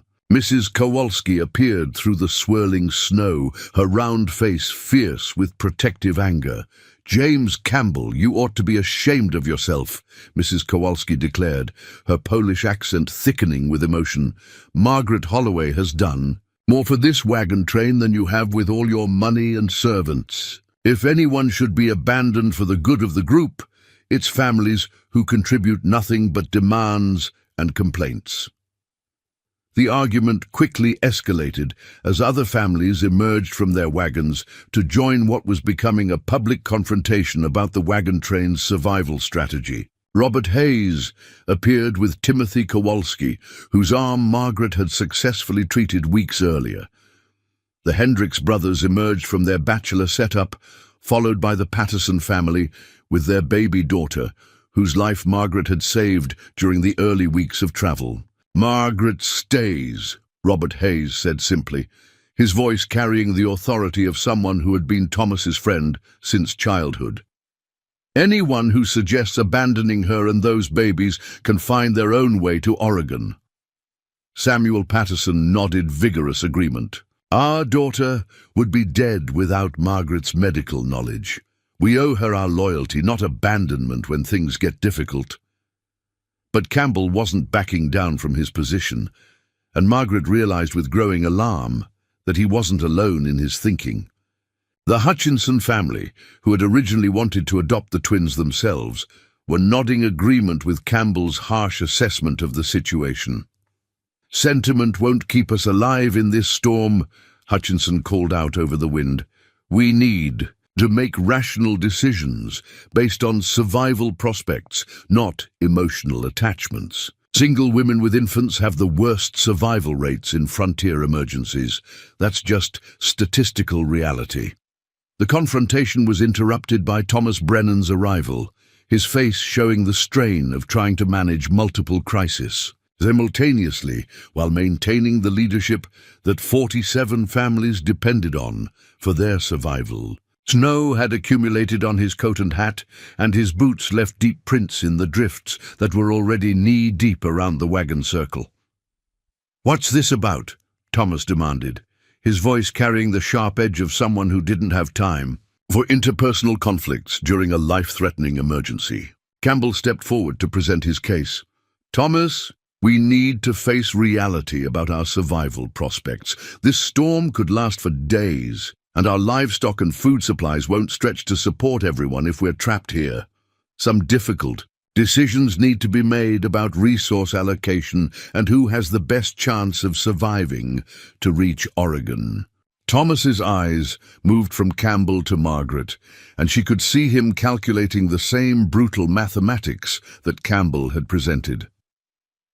As wagon train captain, Thomas bore ultimate responsibility for maximizing the survival chances of the families who had trusted him with their lives. If Campbell's assessment was correct, if Margaret and the twins truly represented a drain on resources that could save other families, then Thomas might be forced to make the kind of decision that would haunt him for the rest of his life. "Margaret," Thomas said quietly, "how much food and fuel do you have stored for yourself and the boys?"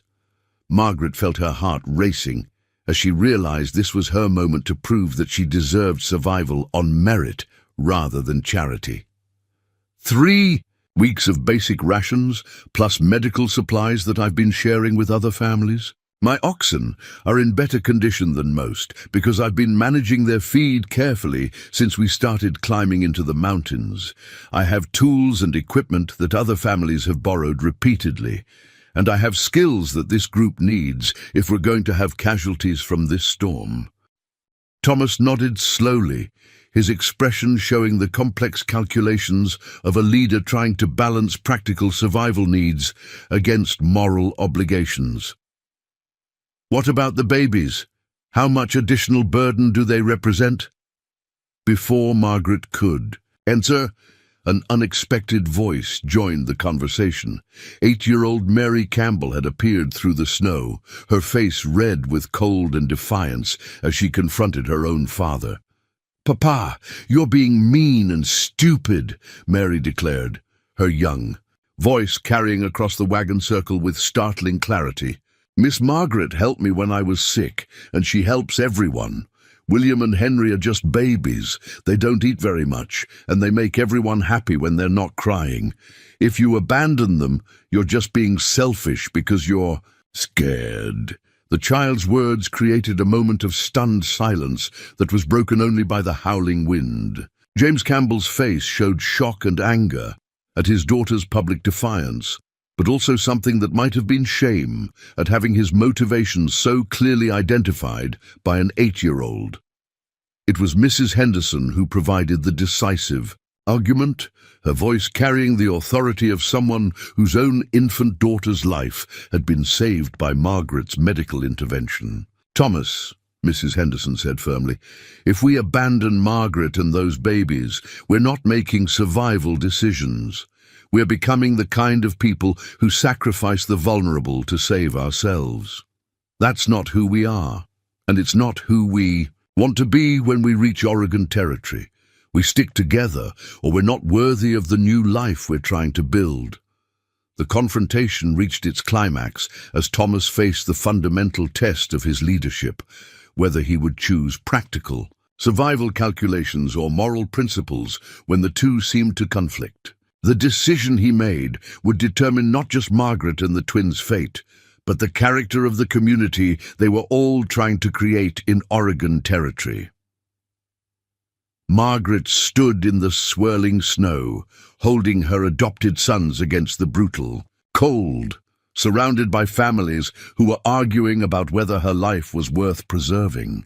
The moment crystallized everything she had fought for since joining the wagon train, the right to be valued for her contributions rather than dismissed for her circumstances, the principle that love and determination could overcome practical disadvantages, and the belief that a community's strength was measured by how it treated its most vulnerable members.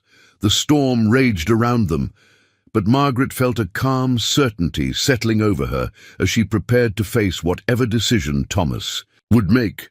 She had proven her worth through months of service and sacrifice. Now she would discover whether that proof was enough to earn her family's survival when survival itself hung in the balance. The final test of Margaret Holloway's place in the wagon train community was about to be decided by a man who had once planned to auction her sons to the highest bidder, but who now held the power to determine whether love truly could triumph over fear when life and death hung in the balance. Thomas Brennan stood in the center of the wagon circle, snow accumulating on his shoulders as he faced the most critical decision of his leadership career. The wind continued to howl around them, but the immediate vicinity had grown unnaturally quiet as 47 families waited for him to determine not just Margaret's fate, but the moral foundation upon which their future community would be built. "Everyone back to your wagons," Thomas commanded, his voice cutting through the storm with the authority that had kept them alive for over 1,000 miles. "We'll discuss this properly when we're not all freezing to death in the open." But Margaret stepped forward before the group could disperse, understanding that this moment would define everything that followed. "Thomas, before you make any decisions about abandoning families, I want everyone to understand exactly what they're choosing." Thomas paused, recognizing the steel in Margaret's voice despite the brutal conditions. "What do you mean?" Margaret shifted William to her other arm, protecting him from the wind while maintaining eye contact with Thomas. "I mean that if you abandon me and the boys, you're not just making a practical survival decision. You're establishing that this community values some lives more than others, and that when things get difficult, the strong will sacrifice the weak to save themselves." James Campbell stepped forward aggressively, his face red with cold and anger. "We're talking about mathematics, not morality. Resources are finite and—" "No, James," Margaret interrupted, her voice rising above the wind. "We're talking about who we are, and I'm going to prove to every person here that I'm not the burden." "You think I am?" Without waiting for permission, Margaret began moving toward the edge of the wagon circle where the livestock were gathered. The other families followed, forming a procession through the deepening snow as Margaret led them to where the crisis was most evident. The scene that greeted them was worse than most had realized. Several oxen from different families were already showing signs of severe distress, their breathing labored and their movements sluggish with cold. 2 of the Hendricks brothers' animals had collapsed completely, and it was clear they wouldn't survive much longer without immediate intervention. "This is what we're really facing," Margaret announced, setting William down in Robert Hayes's arms while she moved toward the suffering animals. "Not a choice between strong families and weak ones, but a crisis that requires every skill and resource we have if any of us are going to survive." Margaret knelt beside the collapsed ox, her hands moving with practiced efficiency as she examined the animal's condition. "Hypothermia and dehydration," she diagnosed quickly, "but salvageable. If we act fast, what happened next transformed the entire dynamic of the confrontation." Margaret began issuing orders with the calm authority of someone who understood exactly what needed to be done. and families throughout the wagon train responded with immediate cooperation that transcended the previous arguments about abandonment and survival. Mrs. Kowalski, I need every blanket you can spare and hot water if you can manage it. Mr. Patterson, help me get this animal into a more sheltered position. Hendricks brothers, start gathering materials to build windbreaks for the remaining livestock. Use wagon canvas, anything that will block this wind. As Margaret worked to save the dying ox, her medical knowledge proved invaluable in ways that extended far beyond human care. She directed the construction of emergency shelters that would protect the animals essential to everyone's survival, organized heating systems using shared fuel resources, and developed a triage system that prioritized the livestock most likely to survive with immediate intervention. Thomas watched this transformation with growing amazement. The woman James Campbell had characterized as a drain on resources was demonstrating leadership skills that exceeded those of most experienced frontier men. More importantly, her crisis management was actually improving the wagon train's overall survival prospects rather than diminishing them. "Margaret," Thomas called out as she successfully coaxed the collapsed ox back to its feet. "What do you need from the rest of us?" Margaret didn't pause in her work as she answered, "I need every family to contribute what they can to a central resource pool. Food, fuel, blankets, tools, everything we need to survive the next few days needs to be shared and managed collectively. And I need people to stop thinking about individual family survival and start thinking about community survival." The transformation that followed was remarkable. Families who had been arguing about abandoning the weak began working together with unprecedented cooperation, sharing resources and expertise in ways that multiplied their collective strength. Margaret's medical knowledge proved essential not just for treating the livestock, but for preventing human casualties as the storm continued to rage around them. When elderly Mrs. Morrison began showing signs of dangerous cold exposure, Margaret immediately recognized the symptoms and organized a warming protocol that involved multiple families, contributing body heat, hot drinks, and insulated clothing. Her quick intervention prevented what could have been the wagon train's first human casualty of the storm. The Hutchinson family, who had supported Campbell's abandonment proposal, found themselves benefiting directly from Margaret's expertise. When their youngest son developed severe frostbite on his hands, Margaret's treatment, involving careful rewarming techniques and pain management that prevented permanent damage, transformed Mr. Hutchinson's attitude completely. "I owe you an apology," Hutchinson said quietly, as Margaret finished bandaging his son's hands. "I let fear make me forget what kind of man I want to be. You're not a burden on this community. You're one of its most valuable members." But it was Margaret's handling of a potential disaster involving the Campbell family that truly demonstrated her character and competence under extreme pressure. Adelaide Campbell had attempted to prepare hot food for her family, using a poorly ventilated cooking setup inside their wagon, resulting in dangerous carbon monoxide buildup that threatened to kill the entire family in their sleep. Margaret detected the problem when she noticed James Campbell's disorientation and lethargy during one of her medical rounds, checking on families throughout the wagon circle. Without hesitation, she forced entry into the Campbell wagon despite James's confused protests, immediately recognizing the signs of carbon monoxide poisoning that could have killed the family within hours. "Get them outside immediately," Margaret commanded, her voice cutting through Campbell's confused objections. "Mrs. Patterson, help me carry Mary. She's barely conscious. Mr. Hayes, we need fresh air and warming blankets, but keep them outside until I can properly ventilate their wagon." Margaret's quick action saved the entire Campbell family from certain death, demonstrating exactly the kind of crisis intervention skills that made her invaluable to the wagon train's survival. As she worked to treat their symptoms and prevent permanent damage from the poisoning, Even James Campbell could no longer deny her essential contribution to the community's welfare. The storm raged for 3 more days, but the wagon train survived. As a unified community, rather than a collection of individual families competing for resources. Margaret's leadership during the crisis had established new patterns of cooperation and resource sharing that strengthened their collective resilience in ways that extended far beyond the immediate emergency. Margaret herself proved that she could manage the twins' care even under the most extreme circumstances, developing innovative solutions that allowed her to contribute fully to the group's survival while maintaining her children's health and safety. She created a portable baby care system that allowed her to provide medical assistance throughout the wagon circle while keeping William and Henry warm, fed, and protected from the storm's dangers.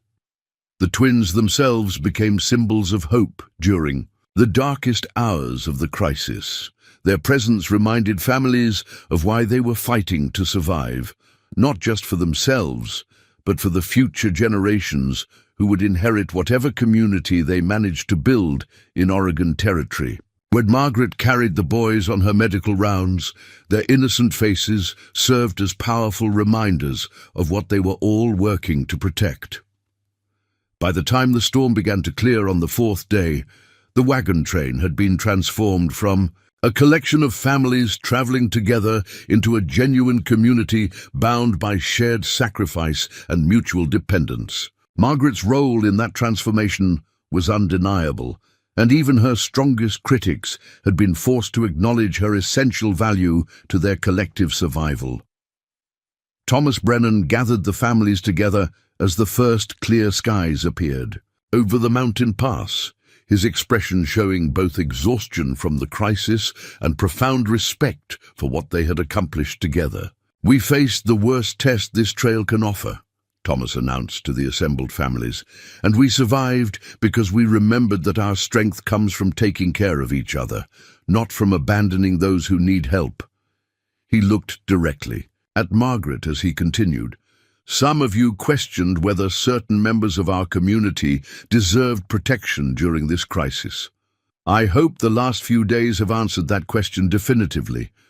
Margaret Holloway didn't just earn her place. In this wagon train, she proved that our community is stronger because she's part of it." James Campbell stepped forward, his face showing genuine humility for the first time since Margaret had known him.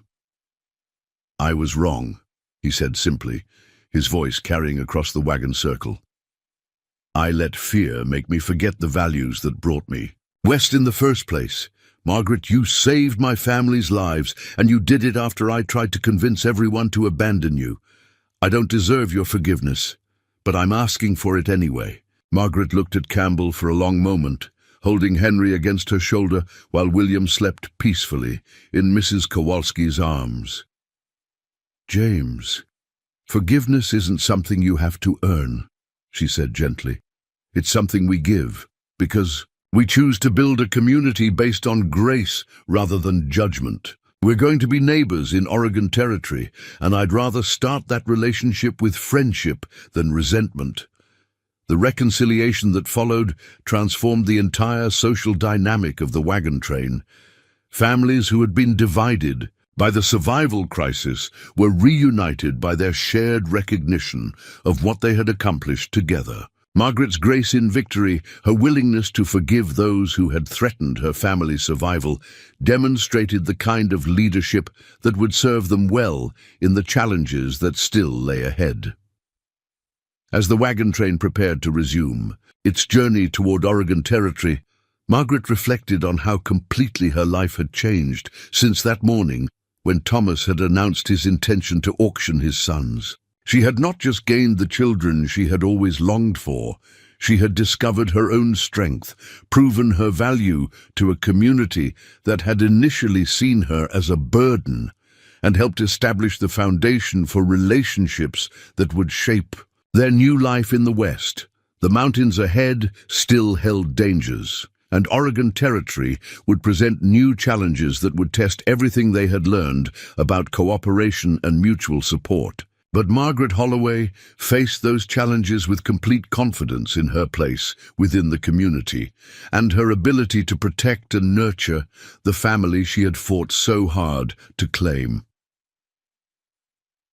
5 years later, Dr. Margaret Holloway stood on the wraparound porch of her medical clinic in the thriving town of Willowbrook, Oregon Territory, watching her 5-year-old sons, William and Henry, chase chickens around the yard with the determined intensity that characterized everything they approached. The boys had grown into sturdy, confident children whose laughter could be heard throughout the small community that had formed around the original wagon train families who had chosen to settle together in the fertile Willamette Valley.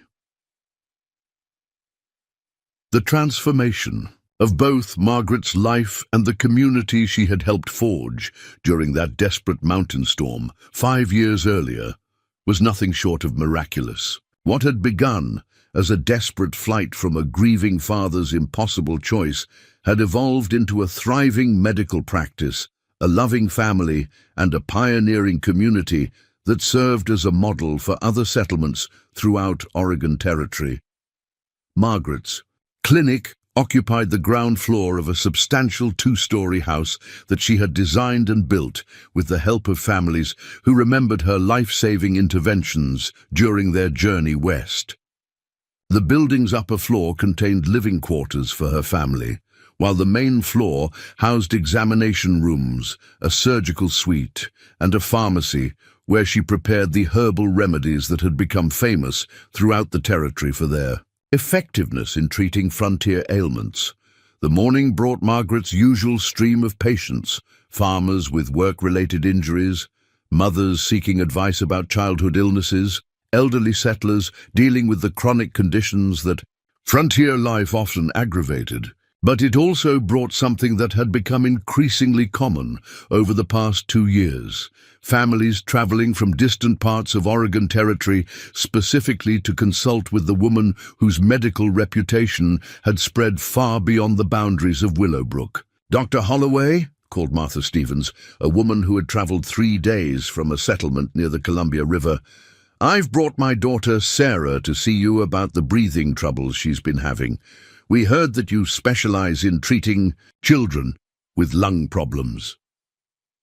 Margaret smiled as she welcomed the Stevens family into her clinic, remembering the countless times during their wagon train journey when she had treated similar respiratory issues under far more primitive conditions. The medical knowledge that had originally attracted Thomas Brennan's attention to her suitability as a mother had developed into expertise that served families throughout the territory. Young Sarah Stevens's case proved to be a textbook example of childhood asthma triggered by environmental factors, a condition that Margaret had become expert at managing through a combination of herbal treatments, breathing exercises, and environmental modifications that allowed children to thrive, despite their respiratory challenges. The key is understanding that Sarah's breathing difficulties aren't a permanent limitation, Margaret explained to the worried mother, as she demonstrated the breathing techniques that would help the child manage her symptoms. With proper treatment and some adjustments to her environment, she can live a completely normal, active life.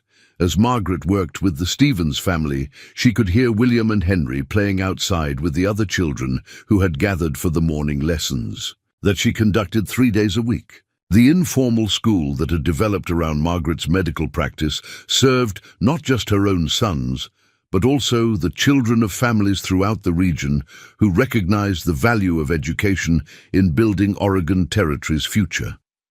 The boys themselves had grown into remarkable children who reflected both their biological heritage and Margaret's nurturing care. William, still the more contemplative of the twins, had inherited his father Thomas's natural leadership abilities and often served as the organizer for the children's games and activities.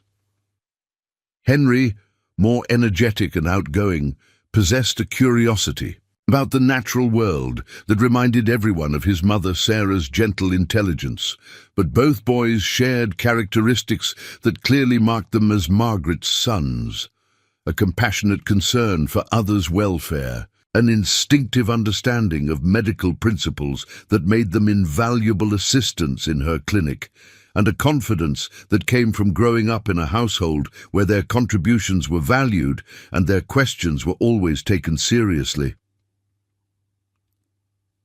Subi. Afternoon brought a visit that had become a monthly tradition. James Campbell and his daughter Mary, now 13 years old, arriving for what had evolved into a combination medical consultation and social visit that reflected the profound friendship that had developed between the families since that desperate mountain storm. Campbell himself had aged gracefully during their 5 years in Oregon Territory, his initial arrogance and calculating nature tempered by the experiences that had taught him the value of community cooperation over individual advantage. His business ventures had prospered, but he had learned to measure success by his contribution to the community's welfare, rather than purely by financial accumulation. "Margaret," Campbell said as he helped Mary down from their wagon, "I wanted you to know that the territorial legislature has officially approved the funding for the medical college in Salem. Your recommendation letter for the program was apparently quite influential with the education committee." Margaret felt a surge of satisfaction at this news. The establishment of formal medical education in Oregon Territory represented years of advocacy work that she had pursued alongside her clinical practice. Training the next generation of frontier doctors would ensure that communities throughout the territory would have access to the kind of medical care that could mean the difference between life and death in emergency situations. "That's wonderful news, James," Margaret replied. "And I suppose you'll be expecting Mary to consider the teacher training program they're planning to add." Mary Campbell had grown into a thoughtful, articulate young woman whose childhood attachment to Margaret's twins had evolved into a genuine interest in education and child development. Her experiences helping with the informal school at Margaret's clinic had revealed natural teaching abilities that suggested she could make significant contributions to Oregon Territory's educational development. "Actually," Mary said with the confidence that had characterized her since childhood, "I've been thinking about the medical college myself. Dr. Holloway, do you think women will be admitted to the program?" Margaret paused in her work, struck by the significance of Mary's question. The girl who had once defended Margaret's right to raise the twins was now considering following in her footsteps as a medical practitioner. It represented exactly the kind of expanded opportunity for women that Margaret had hoped their pioneering community might create. "I think the territorial legislature will learn that Oregon Territory needs every skilled medical practitioner it can train, regardless of gender," Margaret replied diplomatically. "And I think you would make an excellent Dr. Mary. You have the intelligence, the compassion, and the determination that the profession requires." The conversation was interrupted by the arrival of Thomas Brennan, now serving as Willowbrook's elected mayor and still maintaining his reputation as one of Oregon Territory's most respected community leaders. His monthly visits to check on his sons had become important social occasions that reinforced the bonds between all the families who remembered their shared struggles on the trail west. Thomas's relationship with Margaret had evolved into something that transcended the simple gratitude of a father whose children were being well cared for. He recognized her as a partner in raising William and Henry, someone whose wisdom and judgment he trusted completely when it came to decisions about the boys' education, health, and character development. "Margaret," Thomas said as he dismounted from his horse, "I have news that I think will interest you. The territorial governor has officially designated Willowbrook as a regional medical center, which means we'll be receiving federal funding to expand your clinic and establish satellite medical stations throughout the surrounding counties." Margaret felt her heart leap at this announcement. The expansion of medical services throughout the region had been a dream she had harbored since establishing her practice, but she had never imagined that official recognition and funding might make such growth possible. What would that mean practically? Margaret asked, her mind already racing through the possibilities for serving families in remote areas who currently had no access to medical care. It means you'd be responsible for training and supervising medical assistants who could provide basic care in outlying communities, Thomas explained. And it means the territorial government recognizes that the medical expertise you've developed here in Willowbrook represents a resource that should be shared throughout Oregon Territory. The afternoon's final visitor brought news that connected Margaret's present success to the humble beginnings of her journey toward motherhood. Mrs. Eleanor Patterson arrived with her 6-year-old daughter Emma, the baby whose life Margaret had saved during the early weeks of their wagon train journey, and a letter that had traveled across the continent to reach them. This came from a family in Missouri, Mrs. Patterson explained, as she handed Margaret the carefully folded papers. They heard about your medical practice through relatives who knew people from our original wagon train. They're asking for advice about organizing their own westward journey, and specifically whether they should attempt the trip with elderly family members and young children. Margaret read the letter with growing emotion, recognizing in the distant family's questions the same hopes and fears that had driven her own decision to join Thomas Brennan's wagon train 5 years earlier. They were seeking not just practical advice about frontier travel, but reassurance that love and determination could overcome the challenges that seemed insurmountable to people facing such a journey alone. "What will you tell them?" Mrs. Patterson asked as Margaret finished reading. Margaret looked around at the thriving community that surrounded her clinic, at the children playing in the yard who represented the future of Oregon Territory, at the friends whose lives had been intertwined with hers through shared struggles and triumphs that had forged bonds stronger than family ties. "I'll tell them that the most important thing they can bring west isn't money or equipment or even experience," Margaret said finally. "It's the willingness to help each other, to see challenges as opportunities to prove what communities can accomplish when they work together, and to remember that the people who seem like burdens often turn out to be the ones who save everyone else." As evening approached and the day's activities wound down, Margaret gathered William and Henry for the bedtime routine that had become one of her most treasured daily rituals. The boys had grown old enough to understand the basic story of how they had come to be her sons, and they often asked questions about their birth parents and the circumstances that had brought their family together. "Mama Margaret," William said, as she tucked him into bed, "do you think our first mama would be happy about how we're growing up?" Margaret felt the familiar tightness in her throat that came whenever the boys asked about Sarah. She had worked hard to ensure that they grew up knowing they were loved by both their birth mother and their adoptive mother, and that Sarah's death was a tragedy that didn't reflect any lack of love for them. "I think she would be very proud of the kind, intelligent, caring boys you've become," Margaret replied honestly. "And I think she would be grateful that you've had the chance to grow up in a community where you're valued for who you are, not limited by what other people think you should be." Henry rolled over to face Margaret, his expression serious in the way that reminded her powerfully of Thomas. "And Papa Thomas is happy that we live with you instead of with him." Margaret smiled at the question that reflected the boys' ongoing efforts to understand the complex family relationships that had shaped their lives.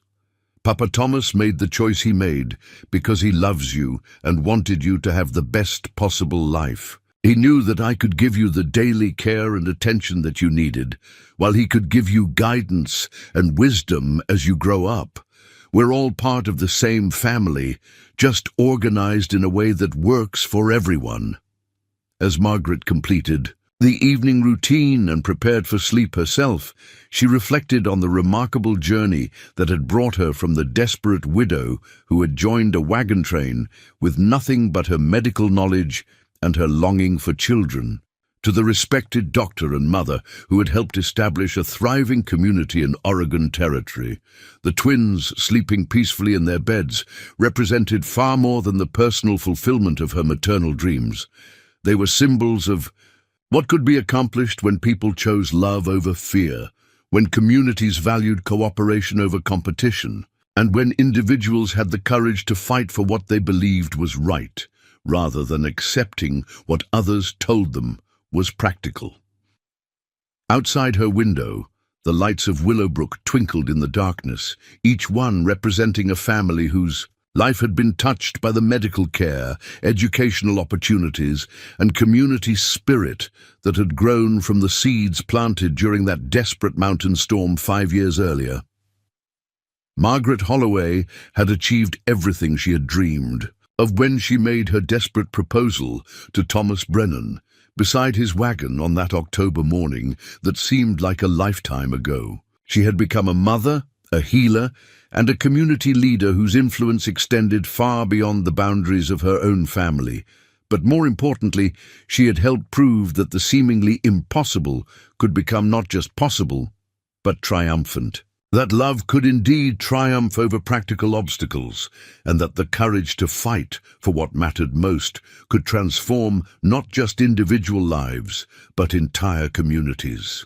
The Barren woman who had intervened to save twin babies from being auctioned had become the mother, doctor, and leader whose legacy would shape Oregon Territory for generations to come.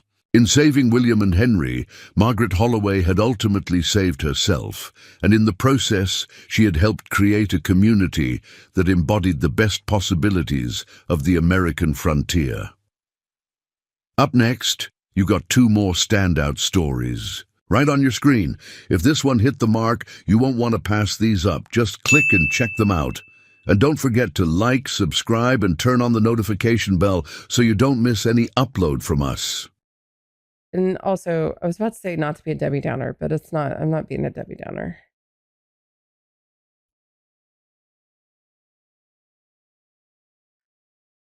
Just kind of twofold this week. I'm off my anxiety med, and I'm also, because of insurance and getting a new prescription, yada yada, as that sometimes can go for people. So I'm just waiting on that prescription to fulfill it tomorrow. Woman, this is your place. Oh, thank you. Love your face. I know. That's true. No, thank you for reminding me. Hi, Jinx. I appreciate you. Love you. Yeah, I think what I was gonna say, you know what, I'm just gonna say it, even though I've repeated myself and felt like I've repeated myself, it's fine. I'm going through my very first layoff, is what's happening here, Anita. And I got the word last Wednesday that I've been laid off. The fortunate part is that I've been given 60 days notice, so I'm going to have ample time for finding a new job. And I also got a severance package, so it's not bad. It's just not, like no one wants to go through that, obviously, right? Like it's just not fun, right? Yeah. Woo, we just made it to the 20 mark, y'all. I just said 20 rows, I think. Come on. We're gonna measure it out with this piece. We're gonna see how it looks in a bit. Yeah, thank you so much, Raven. Thank you. Yeah, the main thing is like I have made, I've updated my resume already. My resume was actually already ready to go since like 2 years ago because I was seriously looking to move to Sweden. And it's still in the docket. Like